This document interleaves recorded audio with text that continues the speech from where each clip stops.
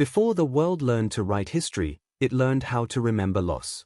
Somewhere beneath the sea lies not a city, but a warning, carried by ash, by flood, by stories whispered across centuries. Tonight, we follow those whispers. Not to find Atlantis on a map, but to understand why humanity has never stopped searching for it. Slow your breath. Let the tide pull you gently backward through time. This is Noctivara Stories. Good evening, and welcome back to Noctivara Stories. Wherever this night has found you, whether the world outside is already asleep, or still quietly breathing, I'm grateful you've chosen to be here. Tonight, we allow ourselves to drift toward one of the oldest and most haunting questions ever carried across time by story and speculation. This is the tale of Atlantis. A name that has lingered like an echo beneath the surface of history for more than 2,000 years. A city said to have shimmered with abundance, order, and divine favor, before vanishing beneath the sea. Was Atlantis a true civilization, lost to catastrophe and time? Or was it a myth shaped as a warning, a philosophical mirror held up to human ambition and excess? And why, after so many centuries, does its memory still refuse to fade? From the dialogues of Plato to the countless interpretations that followed, by scholars, sailors, mystics, and dreamers, the story of Atlantis has been retold again and again. Sometimes as a paradise undone by greed. Sometimes as a punishment delivered by the gods. Sometimes as a forgotten chapter of human history waiting to be rediscovered. Tonight, we will gently explore where the story begins, what the ancient sources actually describe, and how this single tale grew into one of the most enduring legends ever whispered by the past. As always, I invite you to notice where you are listening from and what time the night has reached for you. Whether you've come to follow the quiet currents of history, or to let your thoughts slowly loosen and drift toward sleep, I'm glad you're here. Now, let us begin. They say the story of Atlantis begins not with a city, but with a god, and a solitary hill. Beyond the narrow straits the ancients called the Pillars, where the known world once ended and the great ocean spread wide and deep, there lay an island. Sailors spoke of it in low voices, describing waters that smelled of salt and cedar, and winds that carried the promise of distance. At the heart of that island rose a gentle elevation of red earth and living stone, neither high nor imposing, but quietly distinct, as though it had been waiting. Upon that hill lived a young woman named Plato, the last of her family, keeper of her father's house and traditions. She lived simply, bound to the land and the slow rhythms of the island.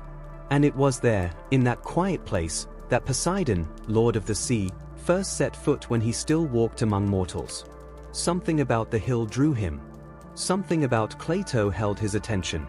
And the god, whose realm was restless and vast, found himself anchored by a place the waves could not reach. To protect what he loved, Poseidon shaped the land itself. With measured force and divine precision, he carved the earth into circles, rings of water and land radiating outward from the hill. Channels filled with seawater formed bright, gleaming moats, while bands of fertile soil stood firm between them.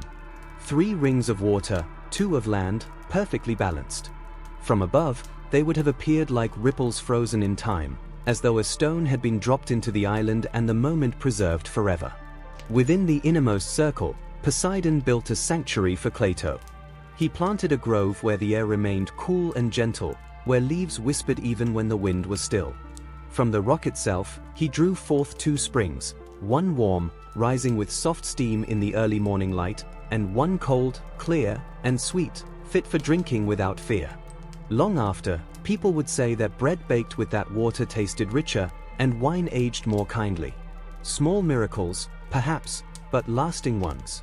From the union of god and mortal came 10 sons, born in 5 pairs. The eldest was Atlas, steady and commanding, whose voice carried across gatherings with ease.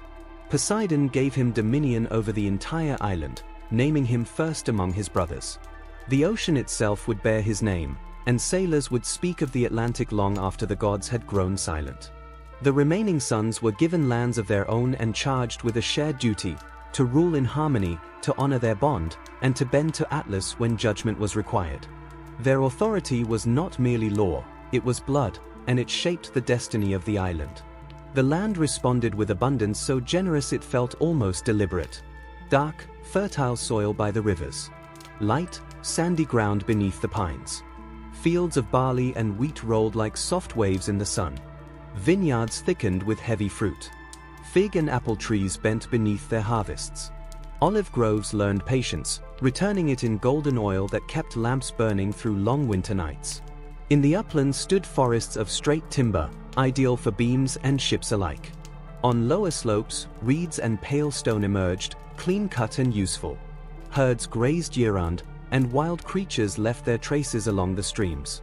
Some hunters spoke of great beasts with broad tusks and slow, unstoppable strength. Whether truth or embellishment, the land itself felt alive with promise. At first, the sons of Poseidon ruled not as kings, but as caretakers. They built in wood before stone, raised shrines before walls. The sacred hill remained central, protected by the rings as their father intended, not as symbols of power, but as measures of restraint. They honored Poseidon and Plato with offerings simple but sincere. Carved beams, polished stone, vessels of rare blue glass, and a strange red metal drawn from the island's veins, a metal that glowed like embers and resisted the sea's corrosion. Later generations would call it orichalcum and prize it nearly as highly as gold. In those early days, it was simply a sign that the island held more than it revealed. Atlas learned to rule with quiet consideration.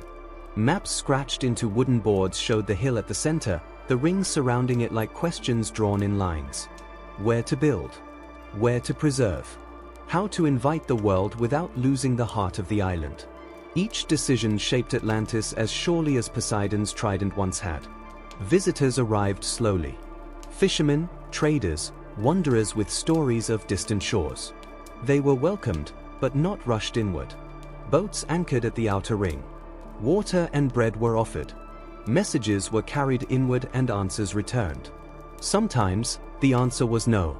And the people learned that a center opened too quickly could be lost just as fast. Life followed the rhythm of work and season. Fields were measured carefully. Channels guided water by gravity alone. Fathers taught sons how to clear silt, how to keep banks strong. When harvest came, grain was poured onto the temple floor, it sounded like gentle rain. Each year, the sea reminded them of its power.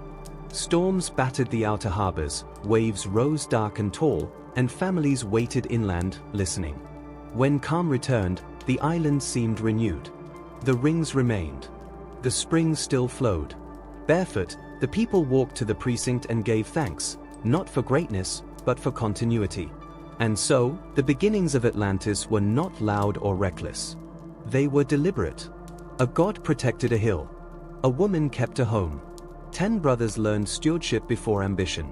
And around a calm center, a city slowly, patiently grew. In that long season of calm, the future quietly gathered its strength. Nothing announced itself with thunder. Nothing hurried. Atlantis grew the way a tide rises when no one is watching. Atlas came into his crown as a man enters a room already filled with light, not to create it, but to keep it from becoming fire. The ground beneath his feet had been prepared by a god, and by years of patient human labor. His task was not to dazzle, but to preserve balance. His earliest acts were modest by design. There were no proclamations meant to impress distant shores. Instead, he established laws, and more importantly, a rhythm of life that people could rely on. He summoned his brothers to the central hill and spoke to them without ceremony, repeating truths they already carried in their bones. Each would govern his own portion of the island. Each would owe loyalty and tribute to the High King. None would rule alone. They would meet not to praise one another, but to judge fairly. Disputes would be brought before the temple, not settled in private halls. Pride would be trimmed there. Duty would be clarified. In these first decisions, the island learned its own measure. The city and its concentric rings began to expand with a deliberate intelligence that satisfied both builders and sailors. The waterways were not left as symbols of divine power alone. Atlas ordered bridges placed at the narrowest crossings so carts, herds, and travelers could move efficiently from one ring of land to the next. Where the outer ring met the open sea, he commanded the cutting of a wide canal, straight and deep, so that even tall-prowed ships could enter safely on a rising tide and find still water within the walls. Crews kept the channel clear, reading the mud and currents the way others read the sky. On the inner rings, drawbridges were installed, strong, balanced, and quick to raise if danger ever approached. In time, the harbor became the breathing organ of the city. Ships arrived and departed like measured breaths, and the life of Atlantis moved with them, steady and unforced. Stone soon gave the city its lasting face. The quarries offered 3 distinct colors, each chosen with care. White stone was set where sunlight would strike most often. Red stone traced arches and doorways in warm bands. Black stone anchored foundations and lined the water's edge, where salt and spray tested every surface. Around the 3 great circuits, walls rose and were faced with metal. The outermost gleamed with polished bronze. The middle wall shone pale with tin. The innermost wall caught the sun like living embers, clad in orichalcum. No one agreed on what orichalcum truly was. Some claimed it was a rare metal unknown elsewhere. Others insisted it was a masterful alloy, a union of ores refined beyond common knowledge. In Atlantis, the debate did not matter. The metal endured.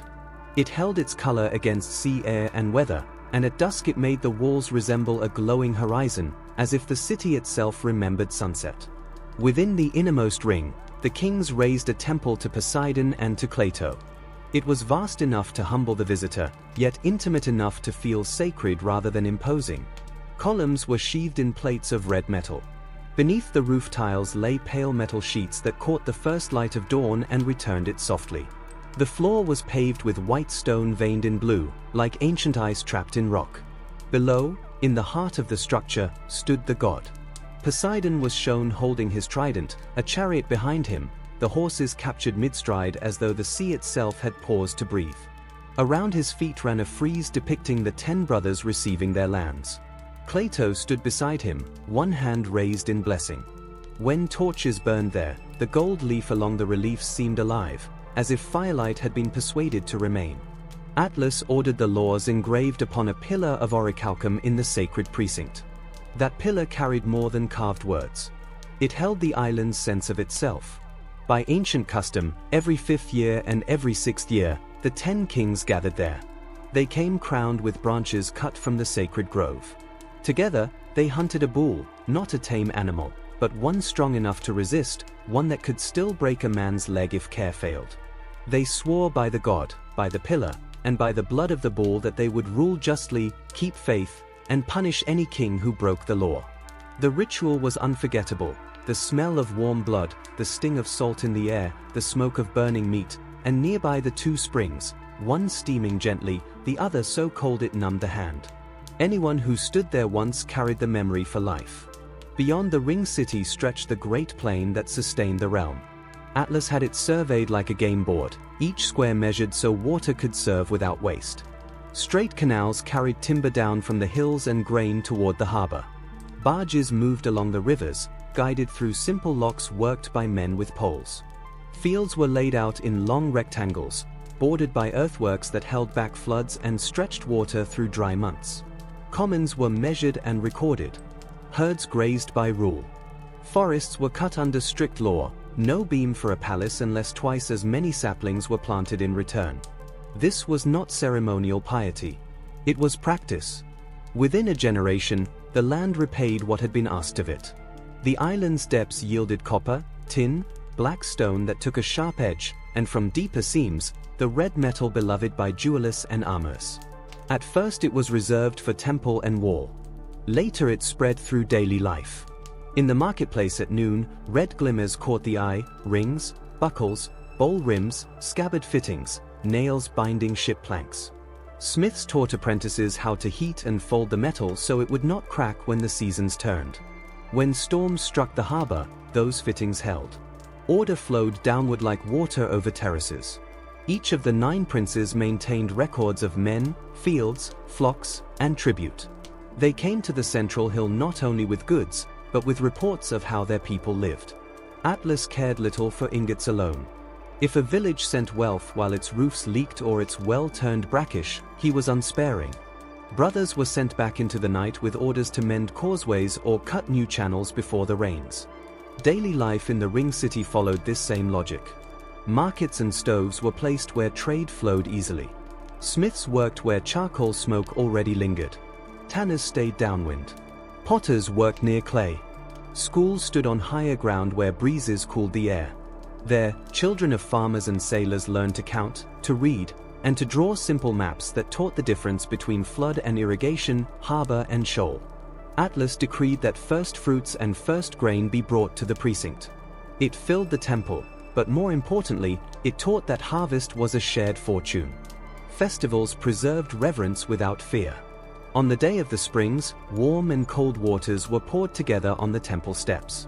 On the day of ships, the harbor was garlanded and old rowers took the oars while children beat time on shields. On the day of laws, the pillar was washed and polished until faces appeared in its surface, and the oldest words were read aloud again until their weight returned. Warfare did not dominate this early age, but readiness was woven into the city's fabric. The broad outer ring served as a course for horses and chariots. Beyond it, companies drilled with spear and shield. Ships rested in roofed stone sheds, sails dry, planks sound. Masters knew exactly how long it would take to outfit a fleet. Quiet preparation was not mistaken for weakness. Peace, after all, belongs to those who can stand when tested. The wealth that later philosophers would marvel at was already settling into the bones of Atlantis. Warehouses filled. Granaries held reserves against lean years. Coins bore simple marks: Poseidon's head, the sign of the pillar. Tribute began to arrive from beyond the island, as Atlantis reached outward through trade and loyal settlements, its center steady, its influence widening, its future still held in careful hands. Amber and tin arrived from distant shores where the sea broke against unfamiliar cliffs. From lands warmed by the early sun came fine linen, light as breath, and incense whose smoke carried foreign prayers. Atlantis answered with what it had in strength and skill: tall timber cut by rule, tools shaped by practiced hands, metals that held their edge and color, and a harbor so calm that sailors spoke of it as a promise kept. Trade was not left to chance or greed. Measures were taken. Accounts were kept. Balance was watched like a flame that must neither gutter nor flare too high. More important than goods was the temper of the realm. At judgment, the kings still wore plain wool, undyed and unadorned, so that cloth itself would remind them they stood as servants before they stood as rulers. Atlas lived in the inner ring, his house broad enough to host councils and guests, yet modest enough that no one forgot how close the temple stood. When a foreign lord sent gifts that glittered too brightly, Atlas redirected their excess, some to the sanctuary, some to the shipyards, some to the storehouses that would one day keep hunger away. Priests ate simply and kept their minds sharper than their tables were full. Craftsmen were praised aloud when they solved problems of weight, water, or strain that had resisted easy answers. Farmers who reclaimed stony ground or built a new terrace were summoned forward at the same ceremonies. In this way, the people learned what was honored, and they shaped their ambitions to fit the measure of the land. There were small wonders, remembered more for their timing than their force. One year, on the longest day, the warm spring grew hotter at midday while the cold spring bit more fiercely at dusk. The elders said the god had spoken without words. That same summer, a great school of fish entered the ring waters and remained there for 3 days, circling slowly as if they too understood boundaries. Children leaned over the parapets to watch. Soldiers laughed and said even the fish respected the walls. The harvest that followed was generous. No one argued over causes. Gratitude was enough. Years like that persuade a people they are walking the right path. Perhaps they were. Under Atlas, the island held to a steady course. Laws were not soft. Engineers were trusted. Priests remembered they served rather than ruled. Wealth moved toward need, not toward noise. The temple shone, but it did not blind. When visitors asked how such order endured, the elders pointed to the pillar of law and to the rings of water and stone, and said it was wise to remember one center and to keep every road to it clear and guarded. The ring city did not grow by accident. It grew as a careful mason builds, course upon course, never losing the line. The sea itself had drawn the first circles. Atlas and his builders taught timber and stone to repeat that pattern until the city felt less like a construction than a living body with ribs and breath. From the outer approaches, a broad canal cut cleanly through sand and soil to meet the ocean. It was straight, deep, and marked by stone beacons so that even in fog a pilot with steady hands could feel his way inward. The mouth was wide enough for 2 merchant ships to pass without touching oars. Tide and current did much of the labor. Men with poles and ropes finished the work. The canal led to the first ring of water, where landings and steps turned the rim into a continuous chain of docks. Sailors came to love that harbor. The open sea's violence was softened by the rings, and a ship could rest while the city moved around it. Bridges crossed the water at measured spans. Their piers were faced with black stone that shrugged off spray. Parapets were capped with bronze, polished bright and resistant to salt. With each crossing, a man felt the city close around him, tightening like a well-made knot. Near the center stood drawbridges that could rise faster than a messenger could gallop between watch posts. In peace they lay flat. In danger, the water widened again. The 3 great walls carried the city's pride openly. The outer wall wore bronze plates, riveted smooth, catching morning and evening light in warm bands. The second wall gleamed with tin, pale under noon sun and sky-colored at dusk. The inner wall bore the red metal that travelers remembered long after they had forgotten the streets. The plates were fitted so finely that no blade could find a seam. Guards walked protected paths along the tops. Stairs cut deep into the walls allowed men to move faster than shouted orders. The island stone gave builders 3 voices. White stone from the river quarry caught the light. Red stone from the northern hill warmed arches and courts. Black stone from the coastal seam anchored foundations and kissed the waterline. The streets followed the same discipline. Main ways curved gently toward bridges, cross streets cut clean angles on the land rings. Beneath them, drains carried storm water swiftly back to the sea. When rain fell hard, the city shed it without rot or stink. At the heart lay the precinct of Poseidon and Plato. Ivory and gold gleamed in the temple's shadowed interior. The sea god stood above a basin that caught lamplight like moving water. His trident was raised. His chariot surged forward, horses seeming to rise from waves. Around the base ran bands of red metal that never dulled, no matter how long the lamps burned. Cedar beams, seasoned for years, held the roof. Columns bore carvings of dolphins, bulls, grain, and vine. The floor pattern drew a visitor forward step by step until reverence bent the neck before the mind realized it had done so. Nearby, the palace quarter opened around courtyards and long halls for judgment and feast. Council rooms connected in a flow that matched the day's work. The palace relied on position rather than brute strength. The rings were trusted to break enemies. The laws were trusted to move brothers before threats grew bold. Water gave the city comfort. Channels carried warm spring water to baths where laborers eased their bodies and soldiers soothed bruises. Cold water fed fountains that never failed.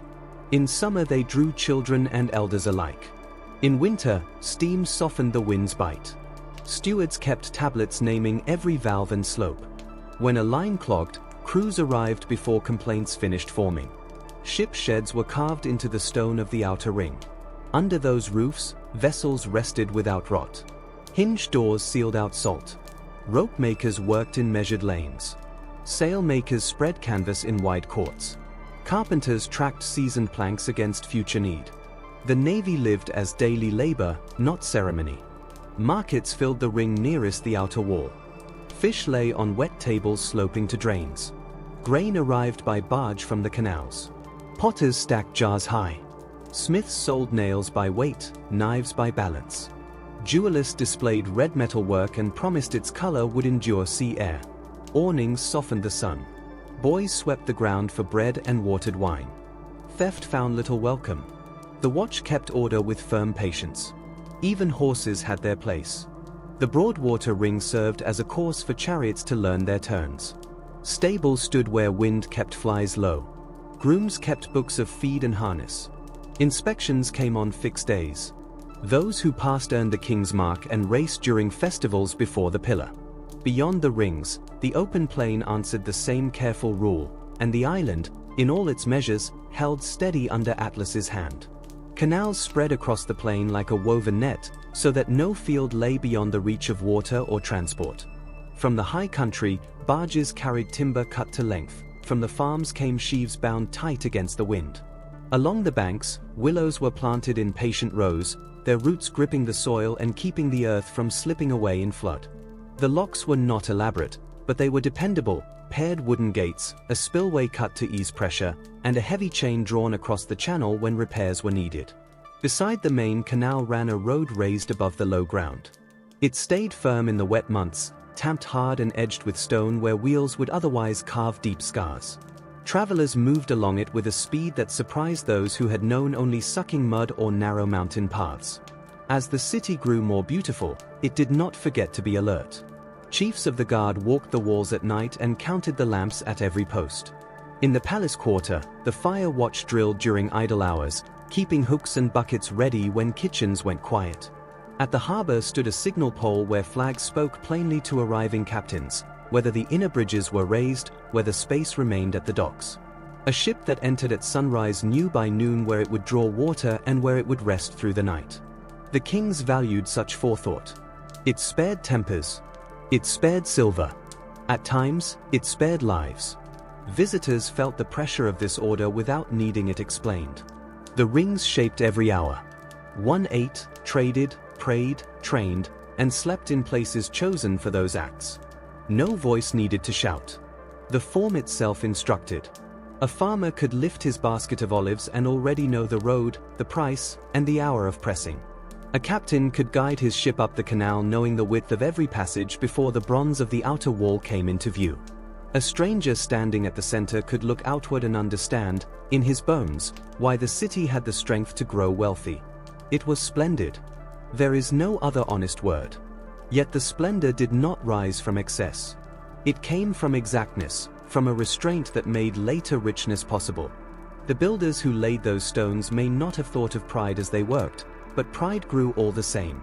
Pride moves quietly when a city fits its shape, when people fit their labor, and when gold on the walls looks like captured sunlight rather than hunger.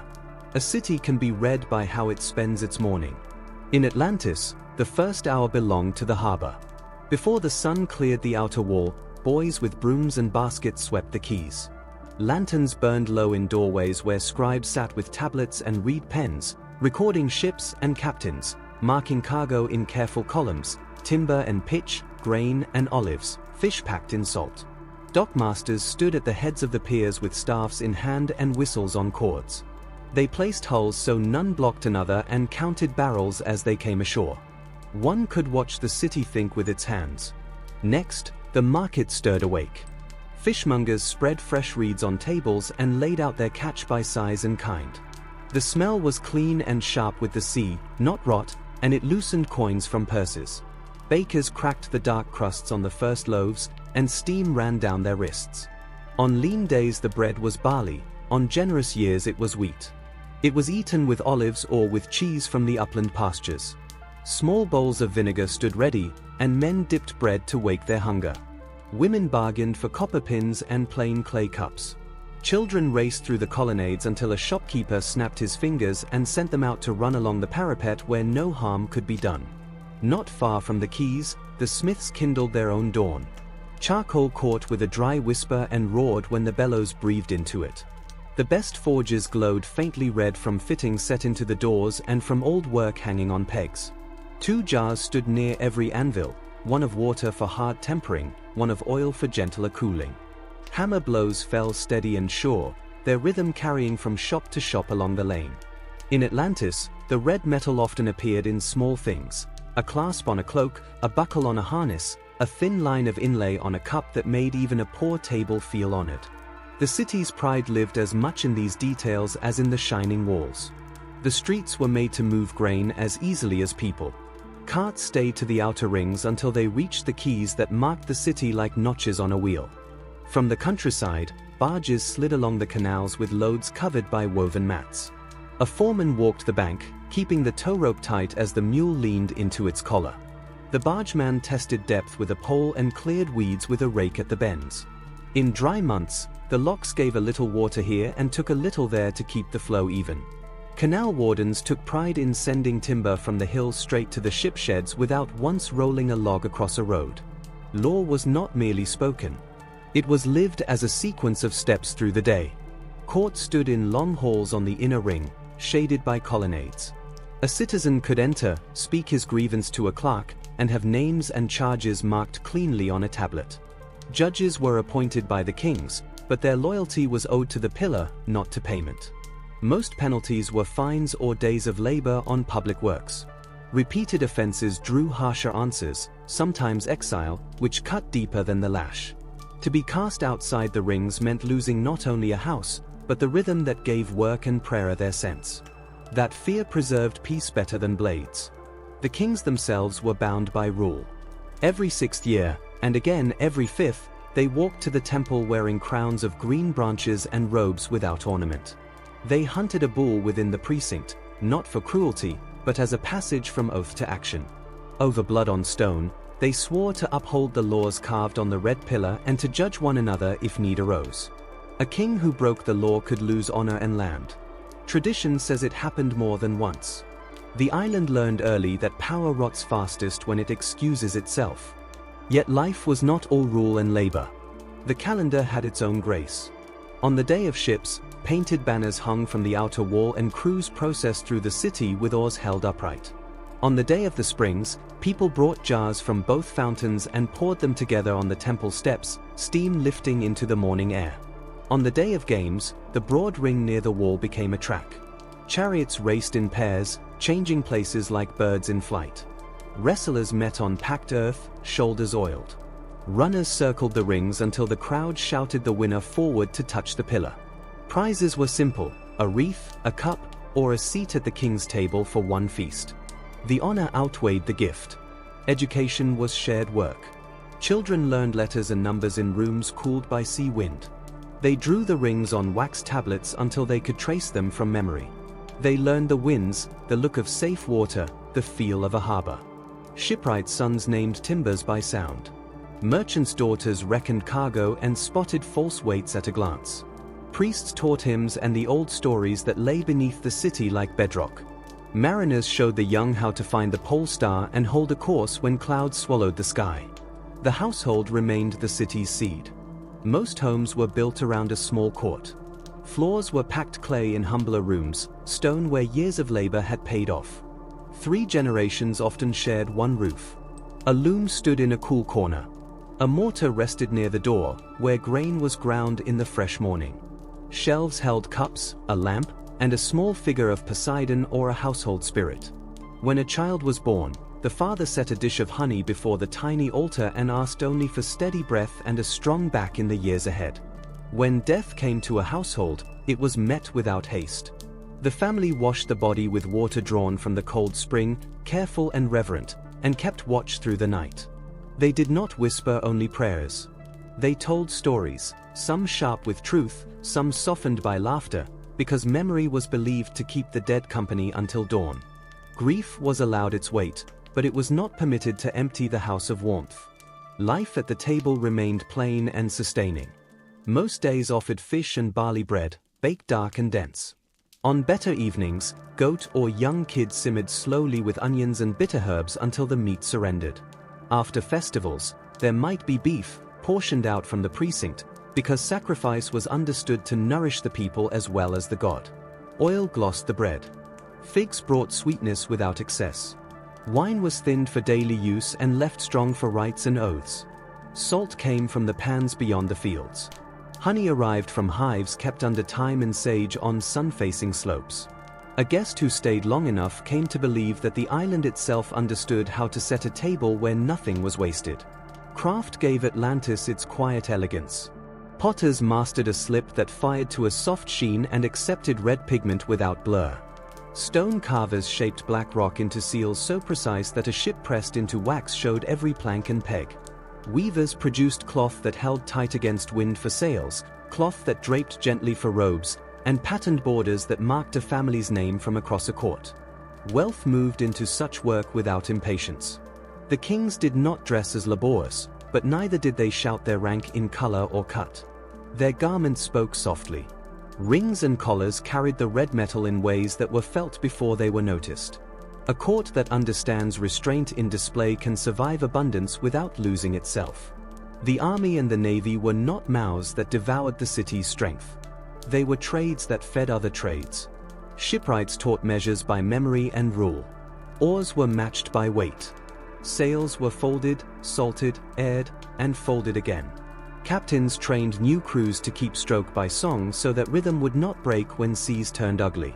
On land, drill fields took men when harvest slackened and released them when the fields called again. Spears rested point down in dry racks. Shields hung clean beneath eaves. A city that can place a wall of timber on the water in a single day earns respect without ever unsheathing a blade. Foreigners found both welcome and boundary. Guest houses near the outer ring were kept swept and orderly.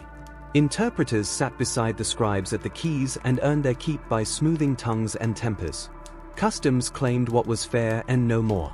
A dishonest captain risked leaving without cargo and with his ship sealed tight. An honest trader left with clean accounts and a cup of wine before dusk. Many returned not for profit alone, but for the relief of knowing exactly where they stood. Reputation, once earned and kept on ordinary days, outweighed gold. Yet no city remains untouched by small indulgences. Pride entered quietly. A merchant added a second ring to his hand. A magistrate excused his son from drill. A prince asked the armors for more red metal than necessity demanded. A court singer let praise of a king's judgment rise louder than praise of the god. None of this broke a law. Each act carried a little weight. A people never tested by hunger or defeat learned slowly that weight accumulates. There were gentler moments, too, times that felt like mercy. One summer night, dolphins swam up the canal and circled the first ring while lantern light trembled along their backs. The following morning, the cold spring tasted sweeter, and an old woman swore she felt a steady hand on her shoulder as she crossed the court. On the shortest day, a lone storm cloud settled above the temple and released its rain only onto the precinct stones. A priest lifted his face and said the god cleansed what men neglected. The people nodded, without ceremony, and went home to mend their nets. Evening arrived with the same care as dawn. Gates to the inner bridges closed. Watchmen lit the lamps along the parapets. Scribes stacked their tablets, covered them with linen, and weighted the corners with stone. Children washed their hands and lay down near cool walls, asking one last question before sleep. In the precinct, fires were banked until only a single lamp remained before the god. The air carried bath steam, sea salt, and the faint sweetness of pressed grapes from a wine shop not yet shut. It was a good scent, of labor, order, and the gentle exhaustion earned by both. Such was the life shaped by rings, laws, and springs. A city that trusted measure and honored slow virtues. A people whose pride was quiet, and for a time, that quiet kind was the most dangerous, because it did not look like pride from within. Decline did not announce itself. It arrived the way a tide turns while one's gaze is elsewhere. A generation had grown that did not remember the breaking of the first canals or winters when olives were counted one by one. They knew only abundance, bright metals, and a city that answered before questions were fully formed. Long ease teaches a people to believe the world has consented to their comfort. The ring city began to brighten itself. What had once been graceful grew grand. The bronze of the outer wall was polished weakly until faces shone back from it. The tin of the middle wall burned pale at noon. The inner red plates caught sunset and returned it like stirred embers. Houses in favored quarters followed the example. A shopkeeper added a strip of red stone above his door. A magistrate capped his stair posts with bronze. A prince faced the rims of his shields in red metal simply to watch the light travel along their edges. At court, feasts lengthened. Once, eating followed judgment, and singers were dismissed before midnight so that work was remembered. The hour crept later. Songs learned to name the king. Dishes arrived from distant coasts and leaned more on rarity than flavor. Birds appeared that could not be hunted within 10 days' ride. Sauces came from waters warmer than any the island knew. Young men, unacquainted with lean years, laughed when priests spoke of restraint. They called moderation a virtue for empty tables. Even the hunt changed. The ritual bull was still taken before the pillar, but fewer came from the wild. Some princes kept fine beasts penned and driven into the court when the day came. Old men remembered when kings swore with dust in their teeth and blood on their ankles. Now the blood smelled more of fodder than fear. Priests noted it quietly. They understood how symbols warm when earned and grow cold when purchased. The law remained carved in the red pillar, but its practice softened. A judge delayed judgment for a noble house. Fines meant for canals and roads were forgiven with easy smiles. A foreign captain caught cheating waits paid lightly because his incense pleased the palace. Each excuse seemed small. No one yet understood how swiftly small excuses become custom. Wealth began to move differently. Coins settled into vaults instead of hands. Lenders wrote tidy contracts and charged for time itself. A farmer borrowing against a poor harvest found the next harvest spoken for as well. Granaries filled, yet the path to them narrowed for the poor. First fruits still reached the precinct, sufficient for rites, but not generous enough to remind strangers that the city belonged to the god. The navy grew magnificent. Rams were plated with red metal. Prows were carved to draw the eyes of children on the quays. Crews still drilled, but some afternoons stretched longer than wisdom allowed, so visiting princes could admire the perfect fall of oars. It was a fine sound. Yet in the ship sheds, the men who kept the lists knew which hulls rode heavy, which seams drank water, and which crews were short. And so the city continued, still strong, still ordered, still admired, while the balance that had once guided every stone and meal began, almost imperceptibly, to slip. They understood the difference between display and preparedness. It was not a matter of doctrine but of instinct. Men who had spent their lives around hulls and harbors could smell it the way sailors smell rot in a rope. Trade continued to widen. Envoys arrived bearing heavy gifts from the shores nearest the sunrise and from lands that lay beyond the wind of the sunset. Their speeches were smooth. They spoke of partnership, of shared safety, of tribute framed as gratitude. The kings listened with measured faces. In the war room, the maps changed. Where once the markings named anchorages, currents, and safe water, new symbols appeared. Garrisons were inked where no forts had stood before. Ports of call were noted where an Atlantean ship would expect a portion of the market in exchange for its presence.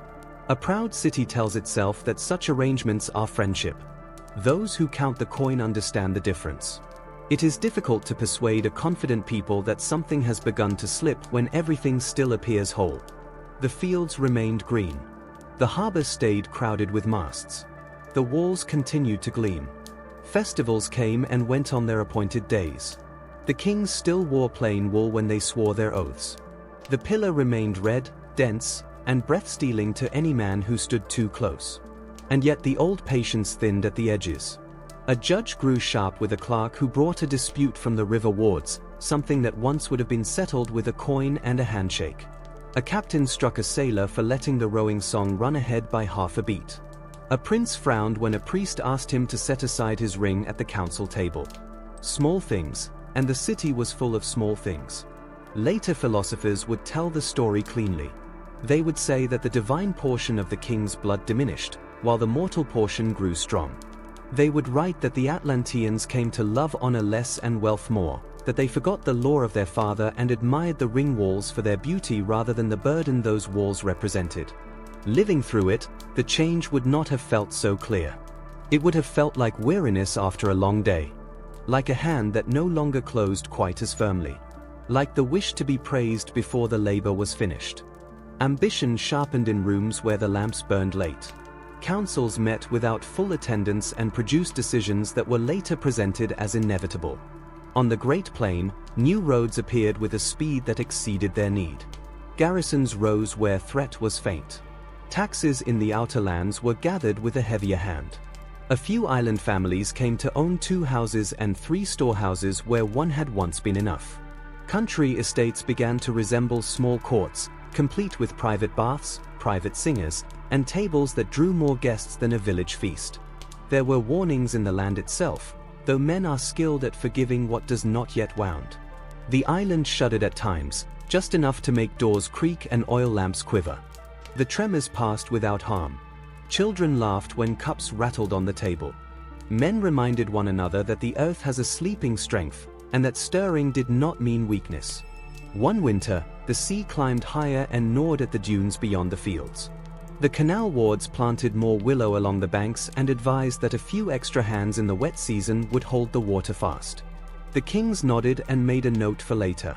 In that season, the city carried 2 minds. One stood in the precinct and remembered the god who had given springs, rings, and law. The other stood in the war room and looked beyond the pillars toward lands left pale on the maps for lack of time. Both minds called themselves loyal. Both spoke of duty. Each slowly forgot that duty can pull a man apart. The ease of the early years was gone. Splendor remained, and pride had joined it. Pride alone is not a fault. The old teachers said it becomes one when it forgets what it is proud of. A people forget faster than a man. Their memory lives in customs, ceremonies, and habits repeated without thought. Change the habit gently enough, and the memory follows. So shadows lengthened while the streets stayed bright. Warnings stood in plain view and were hard to hear over the noise of markets, the sweetness of wine, and the new songs praising the way the inner wall burned red at sunset. Some felt the unease but could not name it. They were like sailors who smell weather before they can point to a cloud. You could stand on the bridges, look down into the ring waters, and see the temple reflected as steadily as ever. It was easy to believe that the surface showed all that mattered. It rarely does. The turn from patience to hunger began with a map. In the palace council room, the long table was cleared and a broad board was laid out, showing the known sea from the pillars to the sunrise lands. Harbors were inked carefully. Currents were traced in fine lines that curled like vines. Along the margins, scribes added notes meant for captains. Fresh water here, a late summer wind there, a reef waiting to punish a careless hull. Such charts had always existed. Now the marks crept inland. Town names appeared beyond beaches. Tallies of grain. Counts of herds. The number of men of spear age a village could provide. It was a quiet admission that the sea alone no longer satisfied the island's reach. Councils met more often, and later into the night. Governors sent reports of quarrels on distant coasts. A prince spoke of a harbor that had refused old fees and sent envoys elsewhere. A captain told of raids on friendly shores by men with unfamiliar hair and shields marked with a crooked sign. Each report was small. Together they suggested a world unwilling to stand still while Atlantis prospered. The answer forming in the room was to make it stand still. Orders followed with the scent of readiness. The ship sheds were commanded to bring every trireme to soundwood before spring's end. New keels were laid along the outer ring, where rollers carried hulls cleanly to the water. Oar masters walked the sheds with scales, pairing oars by weight so no crew would fight its own rhythm. Rope walks twisted fresh rigging day and night. Quartermasters checked bronze nails, spare rudders, and stores stacked against the walls. On the drill fields, practice lengthened. Men learned to ground spear, raise shield, and move as a single body beneath a rain of stones. Officers hardened their voices and their eyes. The city had always trained. Now it trained as if it expected judgment. Diplomacy cooled. Where once a friendly harbor received oil and advice, it now received visitors who spoke of protection and tribute in the same breath. Treaties signed on festival days were read again in a different tone. Overlooked clauses gained weight. A line about shelter became a reason for a garrison. When a coastal town hesitated, a squadron appeared beyond its outer bar and waited until elders called for the seal. Governors called it keeping order on the western road. In the markets, men said the island had learned to carry a purse in one hand and a spear in the other. Coin followed the spear. Tallies were kept of timber, pitch, and grain far from the central hill. Storehouses appeared along the routes that mattered. Sailors learned where fresh water waited and who held the keys. Inland, relay stations rose where couriers could change horses and ride through 2 nights without stopping. The kings kept lists of these places and reviewed them after every festival. A realm that wishes to move swiftly must learn to do so in small, patient steps long before it runs. Those who gather knowledge learn to travel lightly. Not daggermen from poor stories, but merchants with honest wares and generous prices. They sailed to Greek harbors with fine cloth and better bargains, asked their questions over wine in taverns that faced the sea, and listened more than they spoke. How many young men did the city send to the oars each year? They asked quiet questions, the kind that sound harmless until they are gathered together. How long did it truly take to ready a trireme when the signal horn sounded? Which priest spoke most often with the magistrates after the lamps were lit? And which magistrate had a son who loved the racing track more than the drill field? Such details drifted across tavern tables and along quaysides, and were carried away as easily as smoke. In Egypt, careful eyes watched the mouths of the river where traffic pressed through narrow channels. They learned which branch led barges heavy with grain toward the storehouses, and which channel filled instead with soldiers when the crown grew displeased. Notes were sent home quietly, folded into the ledgers of traders who were paid just enough extra to explain their risk as good business rather than service. Word crossed the sea as swiftly as any hull under sail. In Athens, where men prized argument as much as victory, talk spread of a Western power that measured the world not only with words, but with straight lines and sharpened steel. In Sicily, fishermen nodded toward a squadron moving under half sail and said they knew Atlantean ships by the angle of their bows. On the islands beyond the Peloponnese, a pilot swore that a vessel with red metal on its beak had driven him from a reef his family had fished since his father's time. Some tales were exaggerations told for the pleasure of telling them. Others were true in fragments. Together they gathered like a low cloud over still water, harmless to look at, but heavy with what it promised. At home, the court clothed ambition in the language of obligation. The king spoke of protecting the sea lanes. They spoke of ending piracy, of ensuring that wheat flowed from the riverlands to the hungry coasts. Priests who had practiced patience all their lives nodded when these words were spoken within the sacred precinct. On the council board, the maps told the same story in another tongue. Lines crept outward, linking harbors to garrisons, garrisons to depots, and depots to new settlements of island families who would keep Atlantean law, worship in the Atlantean way, and send the proper share back at the proper times. This is how a commonwealth becomes an empire. It does not declare itself. It arrives like a caravan at dusk and asks only for a place to rest. By morning, it owns the stable, the yard, and the road beyond. Debates stretched late into the night. Some councillors urged restraint. They spoke of the cost of holding too much coastline, of how a rower's spirit dulls when the horizon shows nothing but obligation. They reminded the kings that the old laws were shaped to keep a city whole, not to make it vast. Others answered with visions of a single peace under a single law. They said the God who planted the springs had not meant them to nourish only a small island. Councils that end at dawn seldom remember the careful doubts of the few. They remember the phrases that carried promise. The army began to change its habits. Men who had drilled beneath the ring walls were marched out onto the plain and told to walk until the far watchtower seemed close enough to touch. Engineers measured each day's march, marking where water could be found and where rest would be wise. Grain and salt meat were sealed into bins at measured distances from the harbor. Teams of carpenters with broad axes were assigned to every cohort so that a palisade could rise before the second hour after sunset. Masons moved ahead of the columns to strengthen old hill walls overlooking the roads. The city was teaching itself how to live beyond the sound of its own fountains. The fleet learned new ways as well. Captains practiced holding formation instead of racing for speed. Signal flags were drilled until even the greenest crew could turn together on a command carried by the wind. The admiral experimented with heavier rams and deck towers from which archers could sweep an enemy who dared come too close. These new fittings were plated with red metal, because the court admired that color. Old sailors muttered that a ship should be more sinew than ornament. They muttered softly. The vessels were strong and swift enough, and they pleased the kings. On distant shores, the first quiet injuries appeared. A town that had once paid a modest fee for shelter in storms was told the fee would now be permanent, and called an agreement. A governor seated an island magistrate in a hall where a local elder had ruled for generations. The elder bowed, stepped aside, and returned to a house that felt smaller than it had the day before. In a river city, a garrison demanded the right to drill on the common ground and to store grain in the public granary against emergencies. No emergency came. The grain did not return. Each change was defended as reasonable, even necessary. A traveler who visited only one place might have missed it. The world is wide.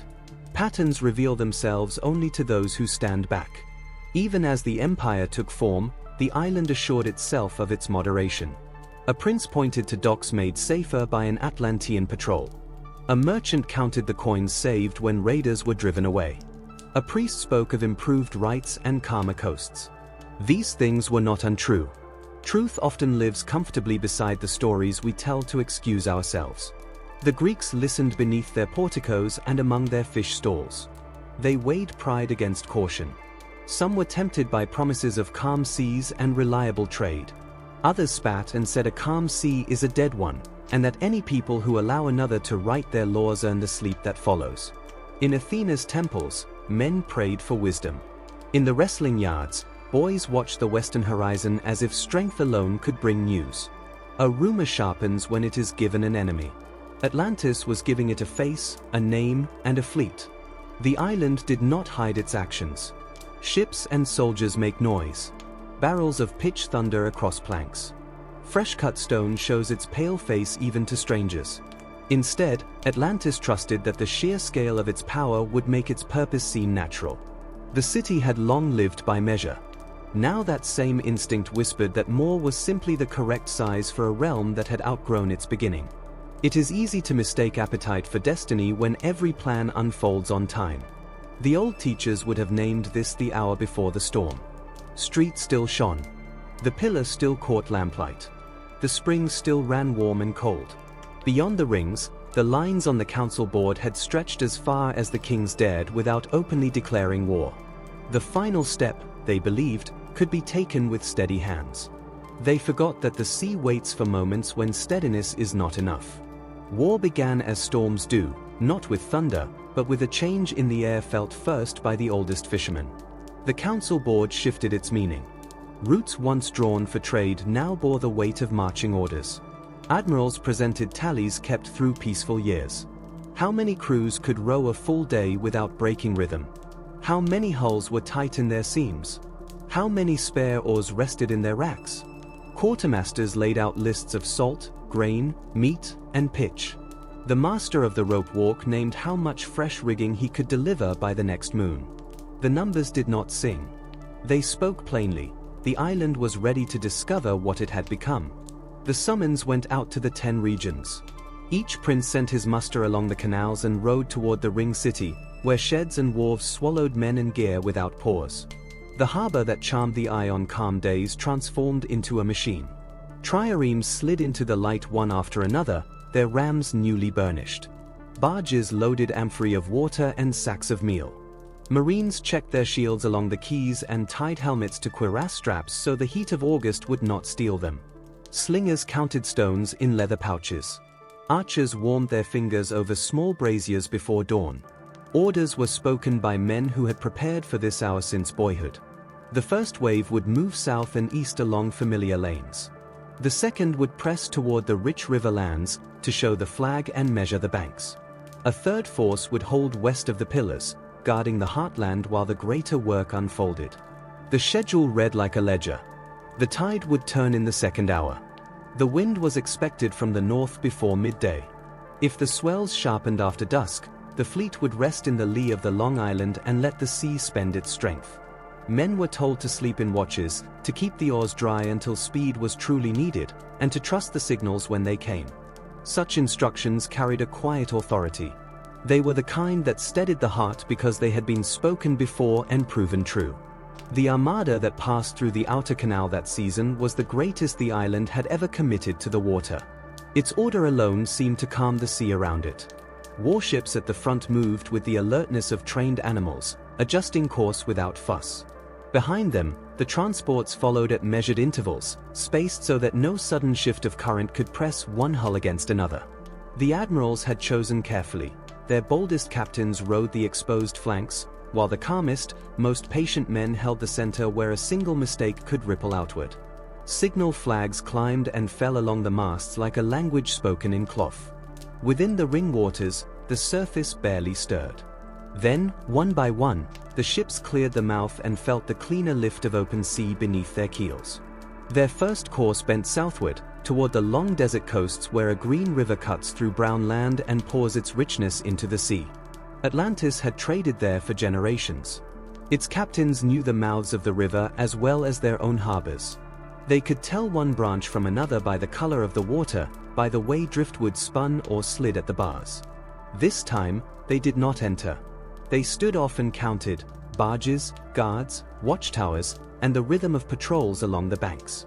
Ashore, garrisons saw the unfamiliar shapes on the horizon and sent riders inland to scribes who kept lists of their own.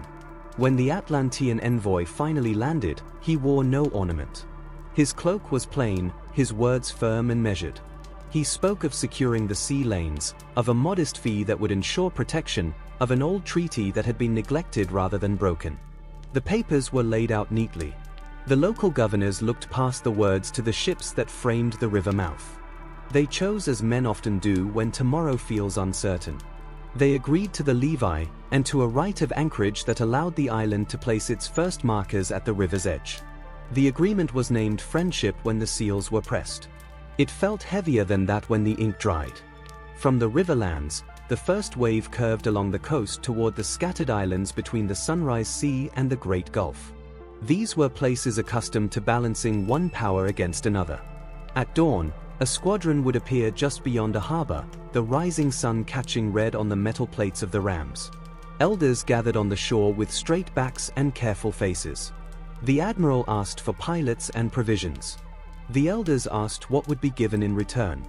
The answer rarely changed. Safe water. A share of the market. A garrison, for a season only. When that garrison departed, it left behind stronger gates than it had found.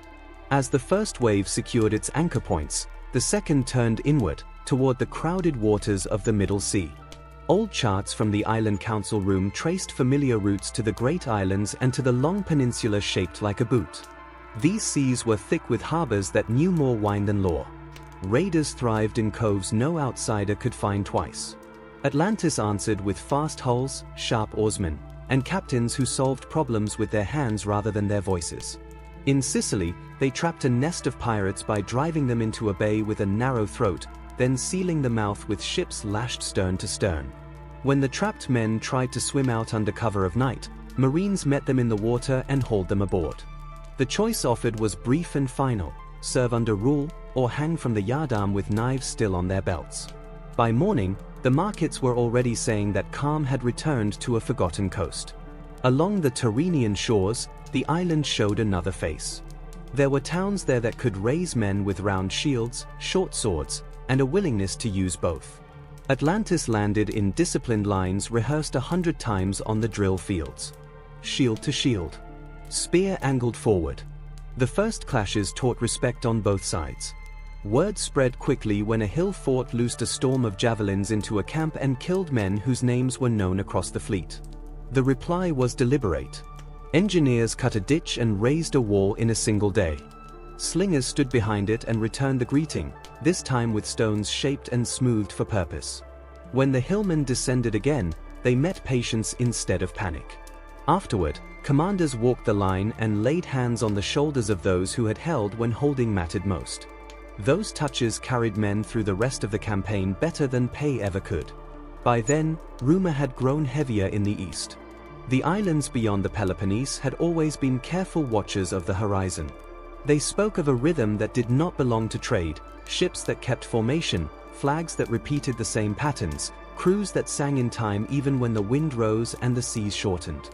Merchants who had debated politics for years lowered their voices when Atlantis entered the conversation. Some dreamed of quieter waters and lower tolls. Others quietly bought spearheads and oil for the training yards. A city can feel when it is being asked to decide what it truly is. The island councils had anticipated this attention. They intended to shape it. Messengers reached Greek shores ahead of the fleets, their phrases polished for temple steps and council stones. They spoke of shared interest against pirates, of justice to be reclaimed from petty tyrants, of a pact that would end endless quarrels between cousins and neighbors. The invitation carried the weight of command, though it wore courtesy like a cloak. Those who welcomed the words watched a fort rise above their harbor. Those who asked for time saw an anchorage chosen just beyond their headland, where a squadron rested as long as it wished. Egypt observed with ancient patience. Scribes in river temples counted ships with the ease of men who had counted generations. They noted grain convoys moving in good order, and added careful marks when those convoys were escorted by hulls marked with red metal. They watched levies rise by small, regular measures in ports that had accepted the new arrangements. They noticed how quickly foreign patrols learned the habits of a quay. Men who keep records across centuries do not panic. They sharpen their quills. Their reports to the court were written in the same calm hand that had once named floods and plagues. A new power rides the Western Sea. It keeps discipline. It keeps accounts. It offers friendship, and it remembers what is owed. The first true collision came when a Greek harbor refused to yield its winter customs house. An island magistrate arrived with papers and a guard. The local archon received him with ceremony and barred the doors behind him. Outside, the admiral drew his ships into the roadstead and let the town see his decks. Stones were gathered for slings. Water was carried to the walls. What might once have ended in argument now unfolded before an audience. Shots crossed the quay. A trireme tried to force the narrow mouth and took a jar of burning pitch that sent its crew leaping into the sea. As night approached, the island brought more ships forward and tried again. The harbor held. At last, the fleet backed water, closed the outer ring, and waited for hunger to speak. News of the siege raced across the islands. Some learned the lesson early and sent envoys to strike careful bargains. Others stiffened and called up men who still remembered how to stand in dust beneath a summer sun. In Athens, debate sharpened like a blade. Sailors urged caution.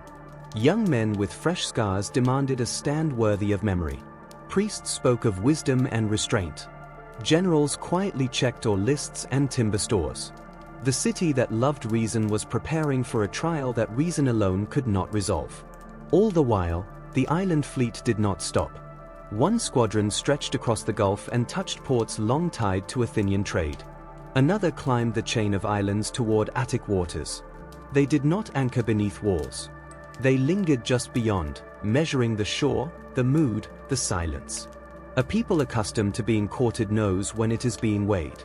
Signal fires bloomed along the Attic coast as dusk fell, answering one another from headland to headland. Runners were stationed on the roads between Piraeus and the Old City so that no word would cool while a man paused to breathe. By the turn of late summer, the chalk lines on the council boards were no longer guesses or intentions. They were the wakes of actual hulls moving across real water. The island power had pressed down its western routes. It had taken hold of river mouths and narrow straits, and scattered garrisons across hills that commanded good harbors. It had drawn an unspoken circle around lands that loved debate and asked them, politely, firmly, to argue about the value of their own freedom. That argument was leaving the shaded porticos. It was about to be settled where sentences end and weight decides, on water slick with spray, and on earth that remembers spear points longer than words. Athens met the hour as it had met many others, without hurry, without panic. The assembly filled the PNYX at first light. Men who had quarreled over stipends and roadstones days before now weighed matters that outlast a generation. Messengers from the islands spoke of red-beaked ships waiting just beyond the headlands. A pilot from a harbor under pressure described how the blockade tightened each night, drawn in like rope through a rigger's hands. From the Acropolis came quieter news. Priests reported that the smoke from the altar had risen straight in still air, and that an owl had crossed the city at dawn. It was not a promise. It was a reminder that the city was awake. The vote came quickly. The generals were granted full command. Triarchs who had long kept ships at their own expense were summoned to name their crews and bring their hulls into the sheds at Piraeus. The poorest men, those with no armor and no horse, stepped forward for the oars. Athens took pride in that. A city that places its humblest hands on the benches grows roots that do not tear easily from the ground. The shipwrights had prepared. Timber seasoned through 2 winters lay ready. Their tallies matched the general's needs almost line for line. Pitch was heated. Nails were counted. Sand was scattered on decks so men would not slip when blood or spray found them. Drums were tested, and spare heads hung on hooks. Every detail was small. Together, they were decisive. The first task was clear: break the siege that had become a word spoken with clenched teeth. The harbor lay behind a bar that deceived strangers who did not understand how the current turned at dusk. The Athenian captains did understand. They sailed with a small force as the light drained from the sky, letting the tide carry them at an angle across the outer roadstead. They hugged the shadow of the headland until the final moment. Then the coxswains called for stroke, and the oars bit the water like teeth. The island ships guarding the mouth moved to block the channel. It was the correct move. It was also the expected one. The Athenians split their line, sending a third of their hulls toward shallows that only locals trusted. The lead trireme crossed the bar with a whisper of sand beneath her keel and came on at an angle that turned the blockade inward on itself. The rest drove straight at the guard, rams opening a lane through wood and fear. Marines hurled grapnels and planks. Fishermen who had hidden in doorways ran out to cut enemy moorings with knives that had cleaned nets since their father's time.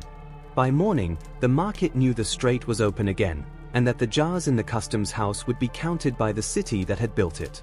On a map, the victory was small. In the mind, it was immense. Envoys arrived that same week. Some towns asked for garrisons. Some offered ships. A few sent only words. Athens accepted what it could use and returned two things that travel farther than coin: a timetable and a promise kept. Predictable aid builds courage where speeches fade. The island power did not absorb the setback quietly. Its second wave had landed in strength, intending to camp on the mainland as proof that the old balance had ended. The chosen beach lay east of the city, a clean reach where a stream slid into the sea over pale stones. Fields of stubble rose behind it, and a small shrine crowned a low rise. It was practical ground. It became a proving ground. The island troops came ashore with unmistakable discipline. Ramps dropped. Marines descended in armor bright under the sun. Slingers took position beyond spear range and laid down a steady cover. Engineers carried stakes and mattocks, raising breastworks before noon. Officers placed men with gestures learned on drill fields beneath red walls far away. Now those same motions shaped a foreign shore that smelled of salt and pitch. Athens answered with an older geometry. The phalanx formed on ground that favored the hoplite. The center stood where the soil held firm. The right anchored on the stream so a flank could not be turned without breaking formation. The left was drawn back slightly, refusing the edge. Veterans filled the front ranks. Behind them stood farmers, potters, smiths, men who had drilled until the pattern lived in their bones. The cavalry waited wide, a held breath. The opening belonged to stones and arrows. Island slings reached far and true. Athenian archers answered in quick, searching volleys. Then the signal passed, and the lines moved. The islanders drove for the center, trusting weight and momentum. The Athenians replied with the slow, relentless push that has ended many arguments. Shields locked. Spears struck over and under rims, at throats when helmets lifted by habit. The sound was like a door being forced that refuses to yield. The stream ran dark where men fell with feet still in the water. Twice the center bent a spear's length. Twice it reset. On the left, the refused wing endured a bruising storm of stones. On the right, the cavalry edged forward only when the ground was sure. A brief charge scattered slingers and bought time. Time mattered. The turning came at the beach. Fresh island troops hurried down from the ships to add weight. The tide betrayed them. Wet stones slid underfoot. Athens saw the falter and answered not with a shout, but with a measured press. 3 paces forward. Spears drove. Shields leaned. The arriving Marines found not an opening, but a wall. Standards lifted to order a regroup. They wavered. A runner splashed across the stream shouting that the enemy left was giving ground. True or not, the word found tired men and gave them breath. The press became a drive. The island line yielded a pace, then another, falling back to the breastworks. They did not rout. They withdrew with order, leaving the field to those who had held it. At dusk, Athens raised a simple trophy at the shrine. 2 young trunks lashed together, enemy shields hung upon them. It was not celebration. It was an answer. The island force returned to its ships under guard that did not flee.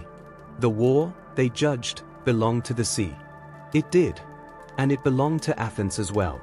Not many days later, the fleets met in a narrow strait. The islanders advanced in a broad line, seeking to wrap both flanks. The Athenians chose cramped water where numbers suffocate and skill demands payment at once. Signals leapt mast to mast. Files held tight. Eyes searched for the instant when order falters. Twice, Athenian captains drove a sharp beak between enemy bows, shearing oars and opening sudden paths where none had been. When the islanders answered with a hard wheel, the Athenians turned inside the motion and struck exposed sterns. Wood split. Men shouted. The strait filled with floating oars and the sharp smell of pitch. And still the day was not finished. The battle stretched the length of the narrow strait from the first pale light of morning until the sun stood high and pitiless overhead. Smoke lay pressed against the water, trapped there by a sluggish wind, and the sea itself seemed to breathe out the mingled scents of burning pitch, split pine, and human sweat. On the rowing benches, men hauled at the oars long past the point of pain. Blisters tore open. Blood slicked the handles. Still the drums beat, fast, relentless, merciless, holding shape and discipline together where instinct alone would have dissolved into panic. By midday, the strait had become a floating graveyard. Broken spars bobbed between the hulls. Shattered oars drifted like snapped limbs. The island fleet had lost rams and veteran crews that could not be replaced in a single season, perhaps not in a year. Athens, too, paid dearly. Ships burned or sank within sight of friendly shores. Men who had laughed together at dawn vanished beneath the water by noon. Yet in the blood and smoke, a lesson had taken root. The enemy could be checked. The Western power could be resisted, if captains mastered themselves and refused the fatal temptation to pursue into treacherous water.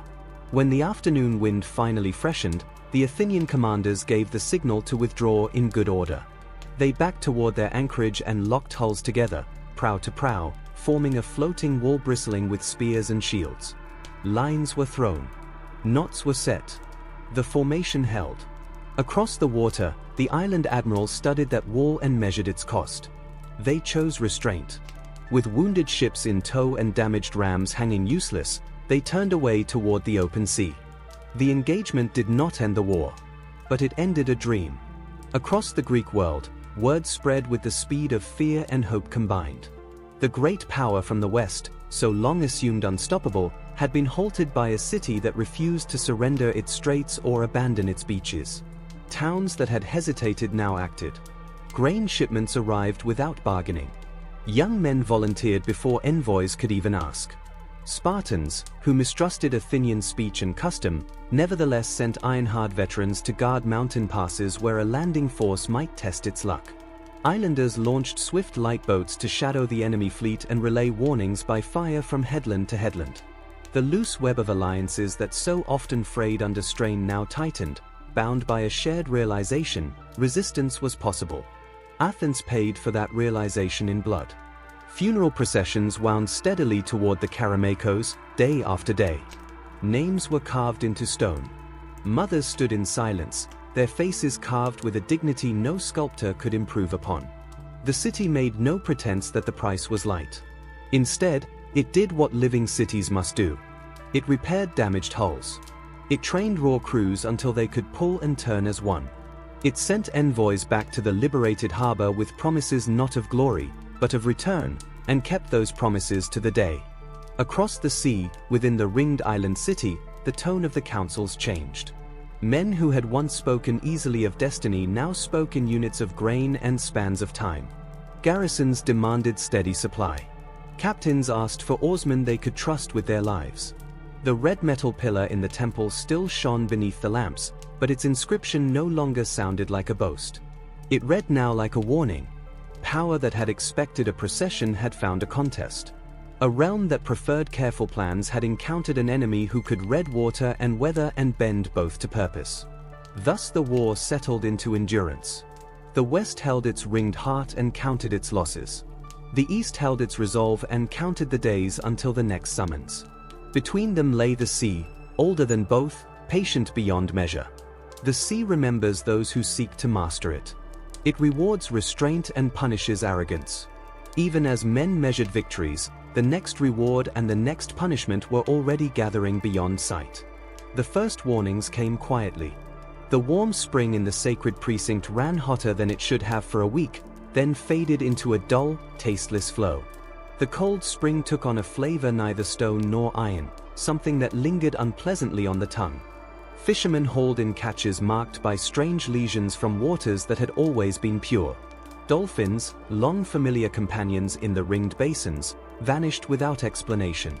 In the ship sheds, caulkers swore that planks continued to weep even after fresh seams were laid. The priests spoke little in public. In private, they whispered of lamps guttering on windless nights, of a low hum beneath the temple floor that came and went like a cart rolling far underground.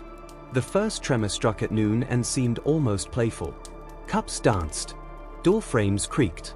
Children laughed as the water in bowls rippled as though touched by an invisible hand. The ground stilled, and life resumed. The second tremor came before dawn, slow and heavy, rolling through the island like a great beast turning in its sleep. Men woke upright, hearts pounding. Dogs howled along the harbor. Stacked spars toppled and clattered across the quay. Watchmen at the canal weirs saw the water rise against the boards and fall again without a breath of wind. Old farmers placed their palms against the earth, greeting it as one greets an old friend who has returned changed. By evening, the swarm began. Sharp jolts rattled shutters. Long, drawn-out shudders made rafters groan.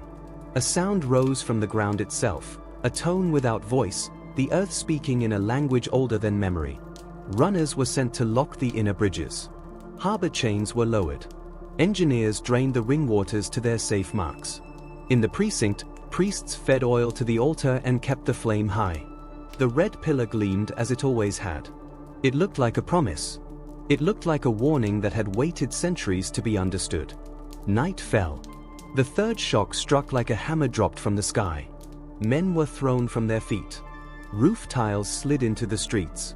Bronze plates on the outer wall rang like shields shaken in a chest. A seam split open along a quay, stone dropping the depth of a hand, sand spurting upward as though the island itself were leaking. Canal banks slumped. Barges tilted and slammed against their moorings. The hot spring roared like a cauldron over fire. The cold spring clouded and spat air in angry bursts. Then the sea answered. Not with a single towering wall, but with surges, each worse than the last.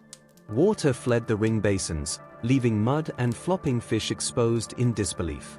Then it returned, climbing the inner walls as though stone meant nothing. Boats tore loose. A trireme broke free and slammed sideways into a bridge pier older than legend. The pier held for a heartbeat, then shattered, its stones carried away like straw. Fires sprang up everywhere. Braziers overturned. Lamps fell. Roof beams collapsed in the palace quarter, showering sparks into courtyards. Wind arrived from nowhere, driving flames down narrow streets toward the bridges. Men passed buckets until rope burned their hands raw. Elsewhere, the ground betrayed them. Packed earth turned to slurry. Walls folded as if made of crust. A granary slid from its foundation and collapsed with terrible grace. The temple fire never went out. Priests carried the flame from lamp to lamp while the statue loomed above, eyes fixed on a distance no one else could see. Smoke hung unmoving, then a sudden gust bent the torches as though a storm had entered the hall with purpose. People flooded the oath court. The kings came barefoot, without crown or robe, hands on the red pillar. They spoke plainly. They begged for time. They begged for mercy. The pillar returned their words with a dull, lifeless ring. Far below, something answered. The final hour before dawn broke the island open. Land beyond the rings sagged as if the earth had inhaled and forgotten how to breathe out. Water poured from canals into places it had never belonged. Cracks split doors with the precision of a carver's line. Streets buckled into ridges and sank again. Men dragged the wounded across shifting stone. The last wave came without pause. It climbed the outer wall, darkened the bronze with green water, and spilled over. Timbers punched through masonry. A fishing boat was hurled into a facade, its stem buried in a window. People fled toward the central hill, trusting habit, trusting memory. The rings that had always guarded them turned against them. Bridges that had never known failure twisted like green wood in a fire and vanished into the boiling basins below. Those that endured proved no mercy. They became bottlenecks of terror, spans meant for the patient crossing of carts now crushed beneath panicked crowds. Too many bodies pressed onto stone that had been measured for oxen and grain, not desperation. Beams groaned. Parapets cracked. People fell, not always into water, sometimes onto each other, and the sound of it was lost beneath the greater roar. On the central hill, the kings struggled to summon order from a world unmaking itself. Runners were dispatched toward the upper fields, carrying commands to open the old paths and bring back water skins, cloaks, anything that could ward off the cold shock of dawn. Some runners returned. Others disappeared into streets that no longer existed by the time their feet reached them. Stone shifted.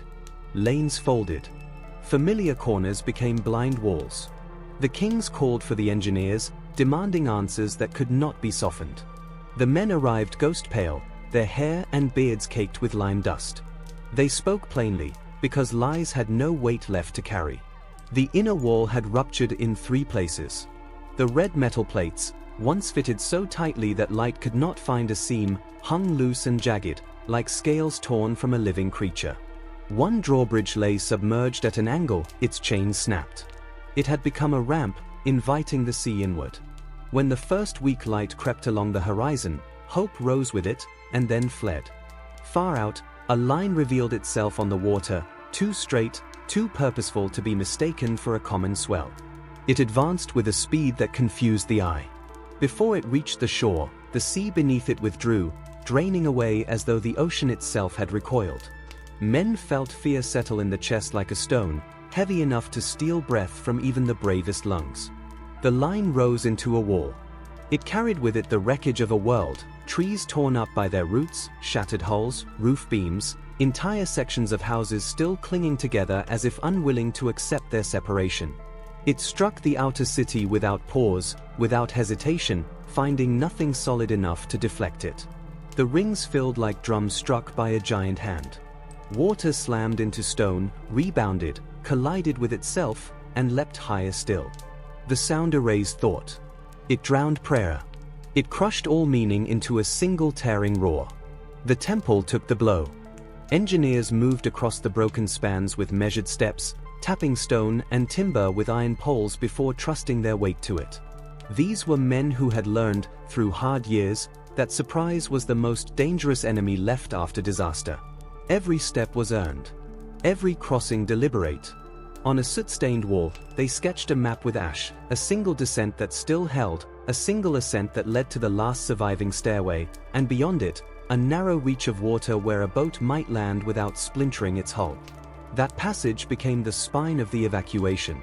Crews were set to it at once. With levers and ropes they coaxed stones aside. Beams tangled by collapse were cut down to size. The work advanced steadily, because men trained in order can still impose it upon ruin, so long as commands are few and hands are many. Boats began to arrive. Then more. They came until the oarsmen could no longer feel their fingers, until blisters opened and bled unnoticed. A line of small craft gathered along the altered shoreline. Fishermen brought their skiffs. Harbor pilots arrived in light boats with narrow, cutting prows. The last trireme that could still float was dragged around a bend that had not existed the day before and grounded on stones hastily aligned where the market had once stood. Her stern was tied to the fallen trunk of a cedar. Planks were laid from deck to shore so the wounded could be passed hand to hand without slipping into the freezing slurry below. Mothers lifted children toward strangers and released them, watching their sons and daughters disappear into a moving mass held together only by trust. Faith, not certainty, carried the line forward. A runner returned from the lower rings with blood drying along his leg. He brought word that a cluster of houses had held together like an island within the island, perched on a rise, with people waving torn cloth from a roof. A rope team went out. They returned with 9. The others were already gone. By midday, the central hill had become a camp. Poles and woven mats traced lanes where a courtyard had been. Fires were teased to life from driftwood and shattered furniture. A boy who had spent his life tending goats took up a ladle and became a cook by necessity, scraping grain from a burst jar to make a thin broth. There was no salt. No one mentioned it. A physician, taught by years of quarry accidents how to set bones and close flesh, worked without rest. At first he cleaned his blades with wine. When the wine was gone, he used boiling water. He told a soldier, young, shaking, exhausted, to hold a child's arm as if it were the last plank of a sinking ship. The soldier did not let go. The island continued to move. Not violently, but persistently. Small shifts ran through the ground, subtle enough that men swayed without realizing why. At irregular intervals, a sound like distant thunder rolled through the clear air. The sea would retreat, drawing breath, exposing harbor stones as if exhaling. Then it would return, slow and relentless, spilling back over broken streets without anger and without mercy. To the west, A ridge that had always stood like a patient ox suddenly dropped the height of a house, leaving behind a scar of raw stone, new, bright, and furious. Later, the sea drew back farther than it had before. It revealed the buried rings of the city like ribs in a split chest. Culverts yawned open, dry for the first time since they had been laid. Fish thrashed in shallow pools, their sides marked by the prints of frantic hands that had tried to save them. Men ran into the mud and returned carrying whatever the earth had not yet claimed: a table, a cradle, a chest bound in iron that had outlasted every weaker joint. The final surge of that day came while they were still knee-deep in silt. It knocked them from their feet and rolled them toward the hill, leaving them gasping and coated in clay. The chest burst open. Inside was only a book, its pages soaked and clinging together like dead leaves pressed by rain. The kings looked upon this and understood: the island would not endure another night. The earth had broken its ancient bargain. Canals had become inlets. Streets had become channels that would invite the sea back with every shift of wind or moon. Messengers were sent to the outer islands and along the coast. The orders were simple: bring every boat, bring food, abandon old ties to place. Guards who still lived were told to guide people to the water and push them aboard until no one remained who could still move. A city that truly loves itself must, at the final hour, love its people more. One quiet act spoke for all the rest. The last priest who had strength enough to climb the shattered steps reached the place where the pillar had once stood. From a cracked jar he took a handful of oil and poured it into the darkness below where the floor had fallen away.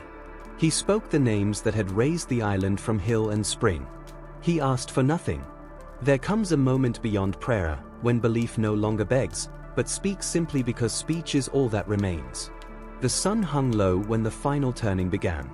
Far out at sea, the surface tilted, forming a broad slope where flatness should have been. No foam crowned it. It advanced without sound. Beneath the hill, the ground thrummed like the string of some vast instrument plucked once and left to vibrate. Stones knocked together underfoot like teeth. The island inhaled again. This time, it did not release the breath. The central hill sagged the width of a hand. Then another. Cracks raced through paving stones. Children screamed as the lines cut across places that had felt safe only hours before. Boats shoved off as water surged inward. The last trireme slid free, her deck swallowed by bodies from bow to stern. Oars bit deep. A skiff overturned. Swimmers were hauled aboard by hands that no longer knew kin from stranger. The sea rose into a face. It lifted outer rubble and poured it inward, as if the island were merely a valley between hills made of water. The inner wall failed in 3 quiet stages. The clamps snapped, the plates peeled away like bark, and the core folded and vanished downward without a splash, swallowed by a depth that refused noise. From the boats beyond the fall, men witnessed a sight that would live on in the mouths of their grandchildren.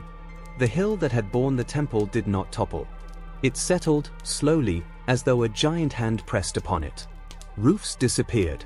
Columns sank until only their tips skimmed the swells. A square of red stone, once a threshold, rose briefly, then was pulled under. There was no island left to reach. Only a churning brown scar remained, thick with silt, timber, and the torn body of the earth itself, so dense that no ship could pass without losing rudder and resolve. Night fell without stars. Smoke and sea breath pressed low over the boats. Men rowed until their arms failed, then collapsed along the benches while others took their place. Fathers counted children by touch. Mothers pressed mouths to ears and spoke softly so their words would not be carried away by water. The kings no longer acted as kings. They carried stretchers. They passed water. They gave orders only when an order would save a life within the next breath. That is the true worth of a crown when the ground itself refuses loyalty. At first light, the sea lay over a plain that had not existed before. It stretched toward the horizon, shallow, breathing slowly like a tired world. Broken walls stood for a moment like teeth in drowned gums, then sank and were gone. Boats skirted the edge of this new scar and found no passage through. Oars struck bottom where no bottom had ever been. Mud clung like grasping hands. Beyond the brown belt, the open sea looked blue and harmless, waiting. By noon, the surviving boats turned away, steering for the nearest outer islets and small harbors, those that had sent help without being asked. The first landings were not celebrations, but relief stripped of sound. People drank water with both hands. They lay on solid ground and slept with their faces pressed into it, as though willing the earth to promise them permanence. The people of those shores did what decent people have always done. They brought bread and shared it in thinner slices than they wished. They found dry cloaks. They counted the young and the old. They asked no questions that would force the dead to die again in memory. Weeks later, ships from distant coasts sailed toward the place where the island had been, and turned away. Nothing remained there but water, silence, and the slow remembering of the sea. What had once been a straight ceremonial road, running clean between stone pillars toward the waters of sunrise, was now buried beneath a mat of silt and shattered masonry. The sea itself had been dulled, stained the color of clay. From the deck of a ship, a helmsman could still see a thin blue line farther out, open water, clean water, but no path led to it. A lead line dropped and came back slick with mud. The shoal shifted with every swell, turning charts into lies and making certainty impossible. Captains swore under their breath. They doubled the watch. They marked their maps with heavy strokes and darker warnings. No one spoke the old name the island had given to ocean and to empire. Names had weight, and this place no longer wished to be named. They called it simply the Shallows, or the Brown Water. In taverns along the western coasts, sailors began to say there was a place where even the best pilots refused honest coin. The survivors did what people must do when shock can no longer carry them. They turned to work. Scribes who had lost their tablets still remembered how to count. They set up rough boards and wrote names, trades, family lines, and debts, many of which were struck away, forgiven quietly, because there had been one night when all debts had been paid at once by the earth itself.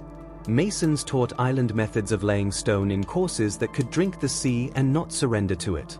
Engineers showed how to cut a ditch and raise a bank so that a field would drain instead of dissolving into muck when the river swelled. Smiths began with small things, because small things save time. Hooks, nails, pins, rivets. When the work grew steadier, they turned to locks and hinges, clamps, and fittings. The red metal that had once faced the inner walls of a great city now appeared only in thin flashes: a brooch, a knife edge, a buckle. Faint echoes of a city that had once taught itself care, and then forgotten how to remain careful. Some men carried longer tools than iron. A pilot who had watched the final sinking from his deck sat in a tavern on a Greek island and drew what he had seen with charcoal on a plank. He sketched circles, bridges, canals, a high hill at the center. He drew a gate whose plates had once caught the sun. Then he pushed the plank away and said only this: that a man who tries to hold the sea will eventually learn what the sea thinks of hands. A priest told a clerk in a river city that when the pillar fell, it rang like a bell. The clerk wrote the line in the margin without comment. Scribes have long practice recording the words of those who are still trying to understand grief. A king without a throne told his daughter that law is not stone. It is the way a people remind themselves who they are when the ground refuses to stand. She nodded. Children who hear such words and keep them grow into people who endure. In time, the new coasts learned how to live with the belt of brown water. Captains brought soundings from its edge and argued in market voices about whether the line shifted with the seasons. Fishermen warned young men not to chase lost metal into the shoals. Good boats were lost to greed before the lesson settled. A small shrine rose on a headland where, on clear evenings, the last bright plate could sometimes be seen beneath the surface, glowing red at sunset like the fin of a fish no one had ever caught. People left handfuls of grain there when they could afford to leave anything at all. They said it was not to feed a god. It was to feed memory. So Atlantis passed from place into story. The earth had chosen its night. The sea had finished the work by morning. The city that had been a circle became first a stain on a chart, then a warning on a pilot's tongue. Its people became farmers and sailors on other shores. They built with the habits they could carry. They spoke their old names over new cradles. They taught their children that a wall shines when it is clean, but that shine is only a sign. Strength lives in the stone, and in the hand that sets it true. The story did not drown with the city. It changed shape. It traveled in voices, through sailors who had seen the mud belt with their own eyes, through families who learned to live beneath unfamiliar hills. A pilot traced circles on a tavern table with a wet finger and told a fisherman that once, beyond the pillars, there had been a harbor made of rings of land and water. A priest placed a small sea god on a new altar far from home and whispered a prayer for the pillar that had rung like a bell when it fell. A girl who had slept on a boat that night grew old and told her children that order keeps people alive, and pride draws the sea into a city like a knife into a sheath. Details frayed. The shape endured. Generations later, a Greek lawgiver went searching for old wisdom in a land that kept careful records. Solon sailed to Egypt after setting Athens into firmer order, curious how other peoples remembered themselves. The priests of the Delta counted years on temple walls. They had been writing history while Greek towns were still arguing about how to measure a field. Engineers moved across the broken spans with measured steps, tapping stone and timber with iron poles before trusting their weight to it. These were men who had learned, through hard years, that surprise was the most dangerous enemy left after disaster. Every step was earned. Every crossing deliberate. On a soot-stained wall, they sketched a map with ash, a single descent that still held, a single ascent that led to the last surviving stairway, and beyond it, a narrow reach of water where a boat might land without splintering its hull. That passage became the spine of the evacuation. Crews were set to it at once. With levers and ropes they coaxed stones aside. Beams tangled by collapse were cut down to size. The work advanced steadily, because men trained in order can still impose it upon ruin, so long as commands are few and hands are many. Boats began to arrive. Then more. They came until the oarsmen could no longer feel their fingers, until blisters opened and bled unnoticed. A line of small craft gathered along the altered shoreline. Fishermen brought their skiffs. Harbor pilots arrived in light boats with narrow, cutting prows. The last trireme that could still float was dragged around a bend that had not existed the day before and grounded on stones hastily aligned where the market had once stood. Her stern was tied to the fallen trunk of a cedar. Planks were laid from deck to shore so the wounded could be passed hand to hand without slipping into the freezing slurry below. Mothers lifted children toward strangers and released them, watching their sons and daughters disappear into a moving mass held together only by trust. Faith, not certainty, carried the line forward. A runner returned from the lower rings with blood drying along his leg. He brought word that a cluster of houses had held together like an island within the island, perched on a rise, with people waving torn cloth from a roof. A rope team went out. They returned with 9. The others were already gone. By midday, the central hill had become a camp. Poles and woven mats traced lanes where a courtyard had been. Fires were teased to life from driftwood and shattered furniture. A boy who had spent his life tending goats took up a ladle and became a cook by necessity, scraping grain from a burst jar to make a thin broth. There was no salt. No one mentioned it. A physician, taught by years of quarry accidents how to set bones and close flesh, worked without rest. At first he cleaned his blades with wine. When the wine was gone, he used boiling water. He told a soldier, young, shaking, exhausted, to hold a child's arm as if it were the last plank of a sinking ship. The soldier did not let go. The island continued to move. Not violently, but persistently. Small shifts ran through the ground, subtle enough that men swayed without realizing why. At irregular intervals, a sound like distant thunder rolled through the clear air. The sea would retreat, drawing breath, exposing harbor stones as if exhaling. Then it would return, slow and relentless, spilling back over broken streets without anger and without mercy. To the west, a ridge that had always stood like a patient ox suddenly dropped the height of a house, leaving behind a scar of raw stone, new, bright, and furious. Later, the sea drew back farther than it had before. It revealed the buried rings of the city like ribs in a split chest. Culverts yawned open, dry for the first time since they had been laid. Fish thrashed in shallow pools, their sides marked by the prints of frantic hands that had tried to save them. Men ran into the mud and returned carrying whatever the earth had not yet claimed: a table, a cradle, a chest bound in iron that had outlasted every weaker joint. The final surge of that day came while they were still knee-deep in silt.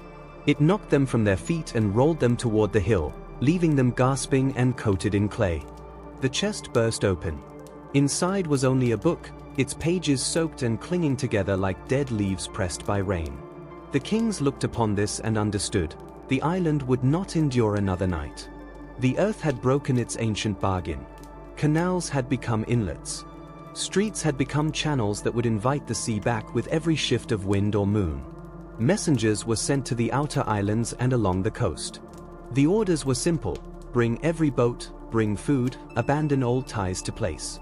Guards who still lived were told to guide people to the water and push them aboard until no one remained who could still move. A city that truly loves itself must, at the final hour, love its people more. One quiet act spoke for all the rest. The last priest who had strength enough to climb the shattered steps reached the place where the pillar had once stood. From a cracked jar he took a handful of oil and poured it into the darkness below where the floor had fallen away. He spoke the names that had raised the island from hill and spring. He asked for nothing. There comes a moment beyond prayer, when belief no longer begs, but speaks simply because speech is all that remains. The sun hung low when the final turning began. Far out at sea, the surface tilted, forming a broad slope where flatness should have been. No foam crowned it. It advanced without sound. Beneath the hill, the ground thrummed like the string of some vast instrument plucked once and left to vibrate. Stones knocked together underfoot like teeth. The island inhaled again. This time, it did not release the breath. The central hill sagged the width of a hand. Then another. Cracks raced through paving stones. Children screamed as the lines cut across places that had felt safe only hours before. Boats shoved off as water surged inward. The last trireme slid free, her deck swallowed by bodies from bow to stern. Oars bit deep. A skiff overturned. Swimmers were hauled aboard by hands that no longer knew kin from stranger. The sea rose into a face. It lifted out a rubble and poured it inward, as if the island were merely a valley between hills made of water. The inner wall failed in 3 quiet stages. The clamps snapped, the plates peeled away like bark, and the core folded and vanished downward without a splash, swallowed by a depth that refused noise. From the boats beyond the fall, men witnessed a sight that would live on in the mouths of their grandchildren. The hill that had borne the temple did not topple. It settled, slowly, as though a giant hand pressed upon it. Roofs disappeared. Columns sank until only their tips skimmed the swells. A square of red stone, once a threshold, rose briefly, then was pulled under. There was no island left to reach. Only a churning brown scar remained, thick with silt, timber, and the torn body of the earth itself, so dense that no ship could pass without losing rudder and resolve. Night fell without stars. Smoke and sea breath pressed low over the boats. Men rowed until their arms failed, then collapsed along the benches while others took their place. Fathers counted children by touch. Mothers pressed mouths to ears and spoke softly so their words would not be carried away by water. The kings no longer acted as kings. They carried stretchers. They passed water. They gave orders only when an order would save a life within the next breath. That is the true worth of a crown when the ground itself refuses loyalty. At first light, the sea lay over a plain that had not existed before. It stretched toward the horizon, shallow, breathing slowly like a tired world. Broken walls stood for a moment like teeth in drowned gums, then sank and were gone. Boats skirted the edge of this new scar and found no passage through. Oars struck bottom where no bottom had ever been. Mud clung like grasping hands. Beyond the brown belt, the open sea looked blue and harmless, waiting. By noon, the surviving boats turned away, steering for the nearest outer islets and small harbors, those that had sent help without being asked. The first landings were not celebrations, but relief stripped of sound. People drank water with both hands. They lay on solid ground and slept with their faces pressed into it, as though willing the earth to promise them permanence. The people of those shores did what decent people have always done. They brought bread and shared it in thinner slices than they wished. They found dry cloaks. They counted the young and the old. They asked no questions that would force the dead to die again in memory.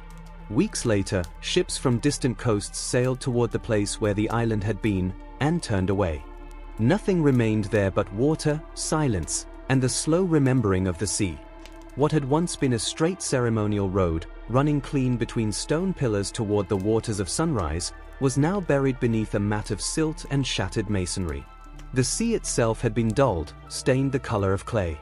From the deck of a ship, a helmsman could still see a thin blue line farther out, open water, clean water, but no path led to it. A lead line dropped and came back slick with mud. The shoal shifted with every swell, turning charts into lies and making certainty impossible.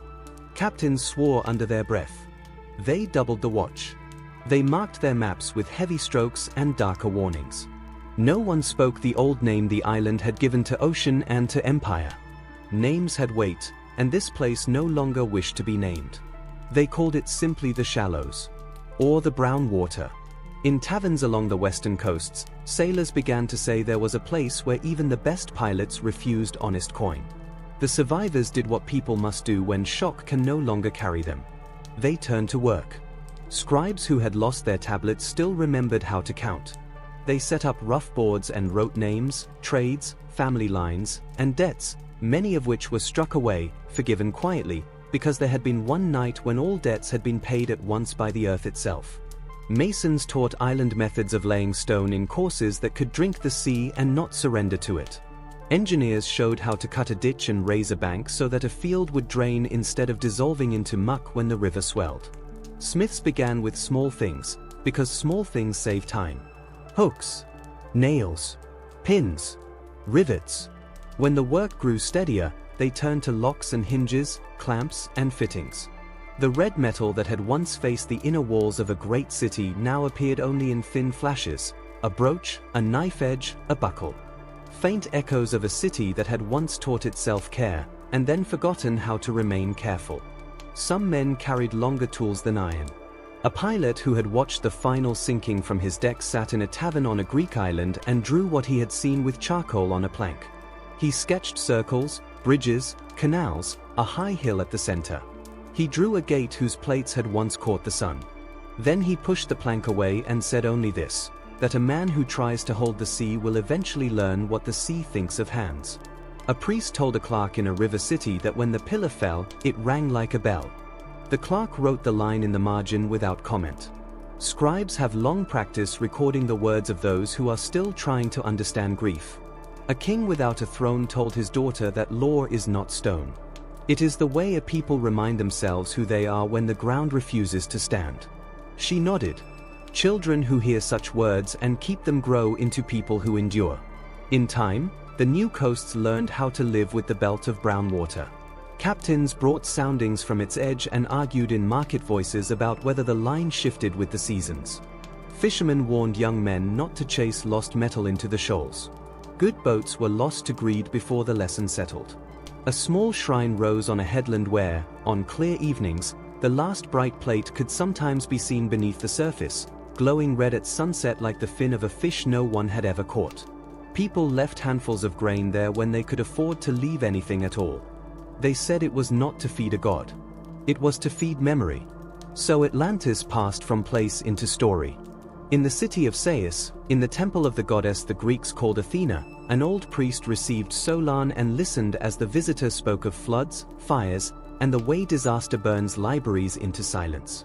The priest smiled, kindly, and then offered a lesson meant for a friend. You Greeks, he said, are always children. You remember the last catastrophe, never the ones before it. Fire and water take your records, and so your memory never grows old. Then he unfolded a tale preserved in the oldest lists of their halls. Long before any Greek could name the years, there had been a great island beyond the straits at the edge of the inner sea. It lay where the sun goes to rest. It was rich. It was powerful. Its kings were 10 in number, brothers by ancient descent. Its fields yielded abundance. Its mines gave forth a red metal that did not lose its color in sea air. Its city was built around a ringed harbor, and in its central temple bulls were hunted and oaths sworn to the sea god. From that island, fleets had sailed west and east alike. Cities were first protected, then subdued. Rivers' mouths were claimed. At last, its gaze turned toward Greece. The priest told Solon that in those distant years, a city of Athena had stood against the Western power. It was not yet the Athens Solon knew, but it carried the same spirit. It loved measure. It honored order. It would not bend. Alone among the Greeks, it met the invaders on land and sea, drove them back, and freed the cities they had taken. Then the earth moved. The sea followed. In a single day and night of misfortune, the western island and the plain around it were swallowed. Where a passage had been, there remained only mud, impassable to ships that loved deep water. Solon made notes. He planned a poem. He asked for names, for measures, for years. The priest gave him numbers counted in thousands. 9,000 before your time, he said. Solon scratched the figure into wax, intending to weigh it later and shape it with a poet's hand. He listened, and the details came. A city built in rings, bridges and canals, walls faced with gleaming metal, 10 kings swearing oaths by a sacred pillar, laws engraved on a red column, splendor that slipped from discipline into boasting, and from boasting into hunger. Solon carried the story home. He passed it down. He never finished the poem. Laws needed guarding. Enemies needed facing. Old age demanded a clean name. The tale did not perish for lack of verse. It passed from Solon to Dropides, from Dropides to Critias the elder, and from him to a younger Critias who would one day sit beside Socrates. These are the links, as men who love order prefer to set them. In Plato's time, when Athens argued endlessly with itself and the world, the story reached a mind that liked to turn history into mirrors. Plato shaped the old Egyptian lesson into dialogue. He called one Timaeus, for a man who spoke of the cosmos and its soul. He called the other Critias, for the voice of inherited memory. Socrates asked for a story that would show the virtue of a well-ordered state. The answer came from the distant past. A sober city of Athena faced a power that had forgotten its measure. Details poured forth like memory and invention entwined. A great plain crossed by canals set 100 stadia apart. A harbor of concentric rings joined by bridges wide enough for chariots. A splendor that believed itself eternal. And beneath it all, the quiet certainty that no city remains so forever. Walls clad in bronze and tin, and in a red metal that could be polished bright and would not tarnish. A temple to the sea god where a statue stood in a chariot, horses rearing as if they climbed the crest of a wave. Plato lets Critias tell how the 10 kings sat as brothers and judged beneath laws etched on a red column. He allows him to describe the hunts and the feasts, the measured abundance of the island, and also the colder ritual of justice when a king failed his oath. Prosperity is given in full measure, enough to test the soul. The voice in the dialogue says that with each generation the divine portion in the rulers thinned, while the human portion swelled. Virtue gave way to appetite. Justice bent toward advantage. The gods, seeing this imbalance, judged. The earth shook. The sea rose. What pride had built was covered. The first dialogue ends with the world set in order and with a promise. The tale of the ancient war will be told. The second dialogue begins to fulfill that promise. It names the river country as a province under the Western power. It places the shores of Italy at the edge of their reach. It gives Athens an age of excellence before the men listening to the story were born. It balances the sweep of empire against the still strength of a single, disciplined city. Then the telling breaks. The manuscript that has come down to us stops in midline. A sentence remains open, like a door half closed by a sudden wind. No third dialogue survives to bind the tale with a neat conclusion. The fourth voice at the table never speaks on the page we have. Plato left us only these two works. Atlantis stands in our libraries on a narrow foundation. There are other ancient writers who say a little, never enough to build a new story. A commentator of late antiquity claims that a student of Plato once traveled to Egypt and saw old columns with inscriptions that match the account. A geographer doubts and shrugs. A historian uses the word Atlantis for a people near the Atlas Mountains and means nothing of the island at all. A poet gestures toward a western sea and gives it a mood, not a map. None of these lines can carry the weight that people wish to place upon them. The words that matter belong to Plato, and they are framed as a lesson, not as a ship's log. What is the lesson? Plato was not a man who hid his purpose. He placed a mirror before Athens. He showed one city that kept its old laws and another that let wealth rule its councils. He set a free people against a power that had mistaken abundance for virtue. He used the sea, patient, indifferent, and final, as the judge. He left the story unfinished so the argument would continue in the mind of the reader. Is the island a memory carried through Egypt and Greece across a gulf of years? or a parable dressed in marble and salt? The dialogues invite both readings and then return the question to us. What kind of city do you want to live in? Which ruin do you fear more, the one that comes from an enemy or the one that comes from within? Even if the philosopher's aim was moral, the story feels like a place. That is why it endures. Atlantis has doors and schedules and pillars and oaths. The harbor can be walked in the mind from key to key. The bridges lie close enough for a man to see the faces on the next ring. The Great Plain is measured like a tablet. The bull hunt has sound and smell. You can count the kings and imagine their crowns hung on pegs while they sit as brothers in judgment. It is precisely this density of detail that makes a tale difficult to forget and difficult to trust. Archaeologists learn to be wary of such fullness when it appears without a second witness. The Greeks kept the tale in their libraries. The Egyptians kept their stones and their habit of recording what a king wished remembered. The sea kept its coasts and its temper. Sailors kept their caution on the western route. The chain of transmission is short. A priest speaks to Solon. Solon tells a friend. That friend tells his son. Plato shapes the memory into dialogue. From that point on, we hear ourselves as much as we hear the priest. That is the truth of most ancient memory. It reaches us through one open gate, and then through another that opens into thought. This does not make the tale smaller. It makes it human. One people survives disaster and preserves its meaning in a story that warns against pride and remembers good order. Another people folds that story into philosophy. Sailors add a belt of mud and the habit of steering wide. Pilgrims add a shrine on a headland where sunset sometimes throws a red line across the water. The facts are few. The echo is vast. The flood receded. The story remained. It moved into new languages and took new shapes. Sailors spoke of a snare of brown water. Priests spoke of a fallen pillar and the silence that followed. Merchants traced circles on tavern tables and argued whether any city could stand so close to the sea and endure. Time carried those circles into books. The Greeks copied a handful of pages for 2,000 years. Rome read them and passed on. It had other seas to cross and other ruins to explain. Later ages returned to Plato and wondered if a parable could point to a place. Medieval mapmakers filled the Atlantic with islands of warning and hope, Antillia, Brazil, the Isle of Seven Cities. These were not Atlantis, but they showed a hunger for a western shore that might answer an old ache. The Renaissance gave that hunger confidence. Francis Bacon wrote New Atlantis, a vision of a learned society devoted not to conquest but to understanding. He did not claim the old island. He borrowed the name to mark a space where reason could breathe. Centuries later, belief met soil. A German merchant, Heinrich Schliemann, read Homer and trusted the poet enough to dig. Troy rose from Anatolian earth.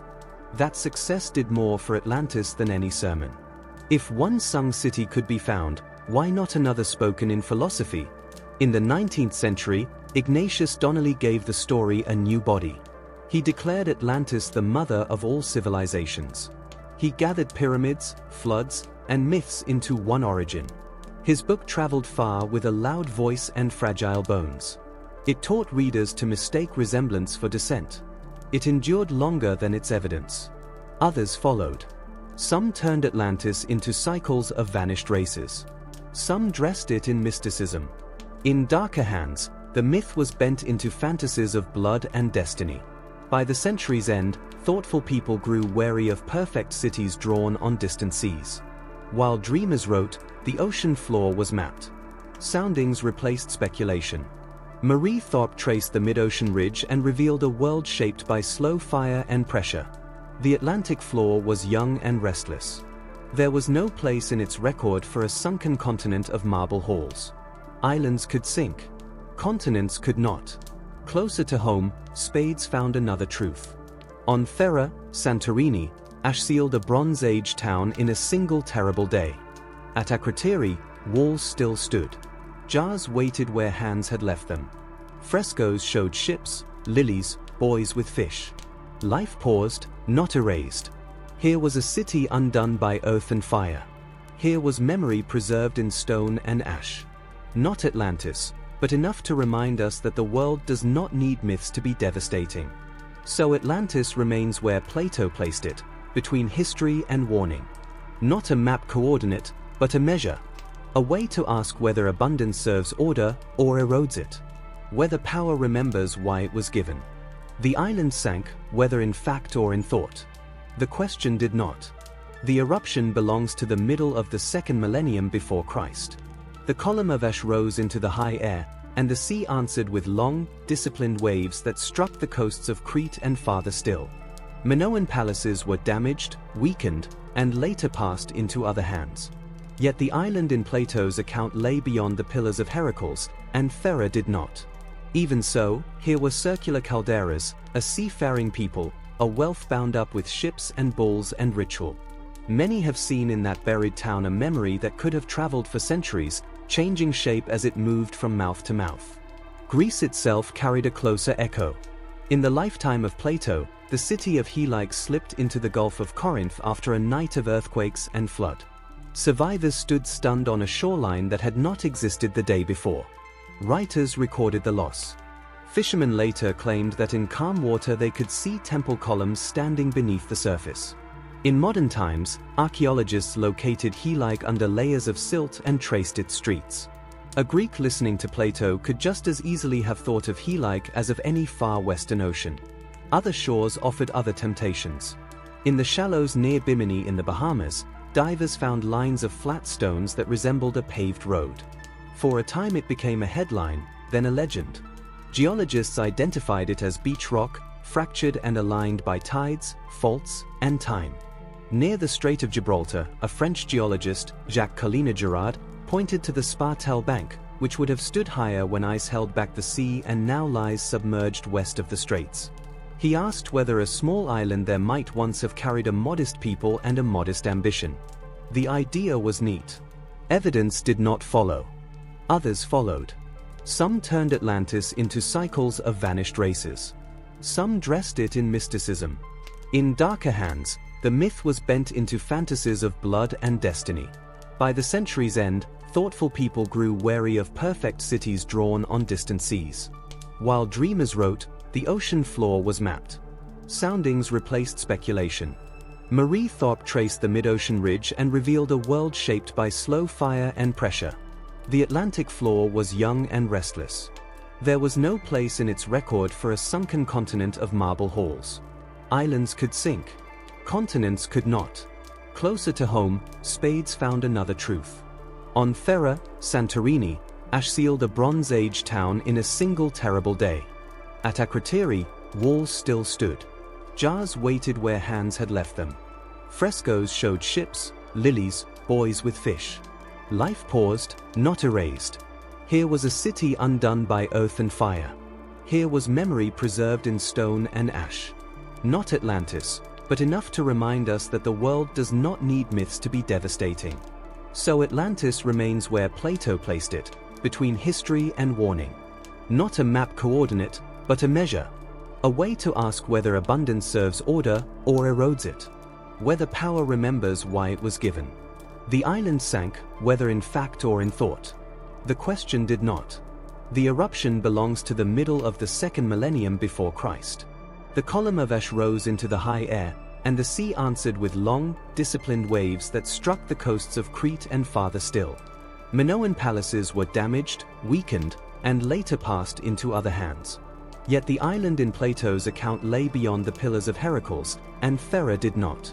Even so, here were circular calderas, a seafaring people, a wealth bound up with ships and bulls and ritual. Many have seen in that buried town a memory that could have traveled for centuries, changing shape as it moved from mouth to mouth. Greece itself carried a closer echo. In the lifetime of Plato, the city of Helike slipped into the Gulf of Corinth after a night of earthquakes and flood. Survivors stood stunned on a shoreline that had not existed the day before. Writers recorded the loss. Fishermen later claimed that in calm water they could see temple columns standing beneath the surface. In modern times, archaeologists located Helike under layers of silt and traced its streets. A Greek listening to Plato could just as easily have thought of Helike as of any far western ocean. Other shores offered other temptations. In the shallows near Bimini in the Bahamas, divers found lines of flat stones that resembled a paved road. For a time it became a headline, then a legend. Geologists identified it as beach rock, fractured and aligned by tides, faults, and time. Near the Strait of Gibraltar, a French geologist, Jacques Collina-Girard, pointed to the Spartel Bank, which would have stood higher when ice held back the sea and now lies submerged west of the straits. He asked whether a small island there might once have carried a modest people and a modest ambition. The idea was neat. Evidence did not follow. In the marshlands near the ancient mouth of the Guadalquivir, television crews walked the flats of Donana and spoke of Tartessos buried in mud. Local archaeologists shook their heads and returned to patient work. In the Sahara, the Rikhat structure, often called the Eye of Africa, shows concentric rings visible from space. It is an eroded dome of rock and salt, a lesson in geology with a deceptive face. No harbor, no sea. Still, it gathers believers the way mirages gather the thirsty. Science, in the end, has done more for Atlantis than denial ever could. It taught patience. It taught how coastlines drown and reappear, how seas lay sand where deep water once flowed. It read the quiet libraries of the earth, cores of mud filled with ash, pollen, and shells, recording storm and calm with a discipline no court ever achieved. It showed how the Black Sea once rose rapidly into a basin farmed by early communities. It revealed Doggerland, the drowned plain beneath the North Sea where reeds and game once stood. It taught that shorelines are temporary, and that memory clings to them because the shore is where loss is felt most sharply. Underwater archaeology learned to work with restraint. It developed rules for treating shipwrecks as graves, for reading harbors closed by silt without forcing answers. Teams mapped carefully, measured slowly, and lifted small objects with great care. A shoe, a coin, a shirt marked by its maker. They gave us ports once known only from texts and storms. They did not invent cities where none existed. In that quiet discipline, the legend found cleaner air. Modern readers stand between two forces. One pulls toward Plato and sees a deliberately crafted mirror held up to Athens. The other pulls toward ash and flood and insists that stories which endure usually begin with something that happened to someone. Between those poles lies a wide field of proposals, from careful scholarship to wild hope. Santorini remains the strongest candidate in spirit, not as Atlantis itself, but as proof that Greeks did not need to invent the voice of the earth. The Atlantic offers shoals and banks that were once higher, suggesting that small communities may have lived where modern charts now mark danger. None of this gives us a street we can walk. All of it gives us the mental weather of a world that could hear a priest speak of catastrophe and think of warning and home at once. On one point, careful hands largely agree. No archaeological site can be called Atlantis without strain. No confirmed city matches the scale, design, and date Plato describes. There is no lost continent beneath the Atlantic fit to hold a marble empire. The sea tells us this plainly through basalt, magnetism, and the ticking clock of lava. If an island existed, it was not a continent. It was a story about measure and excess, built with details borrowed from ships, quarries, and the human habit of carving lore into stone. And yet the images endure. A ringed harbor. A pillar bearing lore. 10 kings meeting as brothers. A free city standing alone. A single night when the earth turned. These are hard to forget because they point outward and inward at once. They ask what happens when work becomes display, when order dissolves into comfort, when fleets show a face that no longer matches their words. Perhaps that is why Atlantis survives every correction. It is not a place so much as an instrument. We lift it toward our own cities and listen for a false note. So the tale crosses time by changing shape. It is a Greek dialogue spoken in shade. It is a Renaissance island where knowledge becomes a civic faith. It is a 19th century hope that one city might explain the world. It is a 20th century chart proving the ocean floor is a book, not a void. It is a buried fresco at Akrotiri, where a painter set ships on a wall never knowing ash would preserve them for 3,000 years. It is a family of refugees raising a shrine on a headland and teaching their children to leave grain when the harvest is good. Call it memory. Call it myth. Call it both. What remains is simple. Pride moves like a tide. Order fails when it forgets to maintain its bridges. The sea does not negotiate. A people endures only if it can carry its laws in its hands when the ground gives way beneath its feet. That may be the last gift of the island that may never have stood in the West, a way of looking at our own shores and asking what would still float if the world demanded proof of what we truly love. In the marshlands near the ancient mouth of the Guadalquivir, television crews walked the flats of Donana and spoke of Tartessos buried in mud. Local archaeologists shook their heads and returned to patient work. In the Sahara, the Rikhat structure, often called the Eye of Africa, shows concentric rings visible from space. It is an eroded dome of rock and salt, a lesson in geology with a deceptive face. No harbor, no sea. Still, it gathers believers the way mirages gather the thirsty. Science, in the end, has done more for Atlantis than denial ever could. It taught patience. It taught how coastlines drown and reappear, how seas lay sand where deep water once flowed. It read the quiet libraries of the earth, cores of mud filled with ash, pollen, and shells, recording storm and calm with a discipline no court ever achieved. It showed how the Black Sea once rose rapidly into a basin farmed by early communities. It revealed Doggerland, the drowned plain beneath the North Sea where reeds and game once stood. It taught that shorelines are temporary, and that memory clings to them because the shore is where loss is felt most sharply. Underwater archaeology learned to work with restraint. It developed rules for treating shipwrecks as graves, for reading harbors closed by silt without forcing answers. Teams mapped carefully, measured slowly, and lifted small objects with great care. A shoe, a coin, a shirt marked by its maker. They gave us ports once known only from texts and storms. They did not invent cities where none existed. In that quiet discipline, the legend found cleaner air. Modern readers stand between two forces. One pulls toward Plato and sees a deliberately crafted mirror held up to Athens. The other pulls toward ash and flood and insists that stories which endure usually begin with something that happened to someone. Between those poles lies a wide field of proposals, from careful scholarship to wild hope. Santorini remains the strongest candidate in spirit, not as Atlantis itself, but as proof that Greeks did not need to invent the voice of the earth. The Atlantic offers shoals and banks that were once higher, suggesting that small communities may have lived where modern charts now mark danger. None of this gives us a street we can walk. All of it gives us the mental weather of a world that could hear a priest speak of catastrophe and think of warning and home at once. On one point, careful hands largely agree. No archaeological site can be called Atlantis without strain. No confirmed city matches the scale, design, and date Plato describes. There is no lost continent beneath the Atlantic fit to hold a marble empire. The sea tells us this plainly through basalt, magnetism, and the ticking clock of lava. If an island existed, it was not a continent. It was a story about measure and excess, built with details borrowed from ships, quarries, and the human habit of carving lore into stone.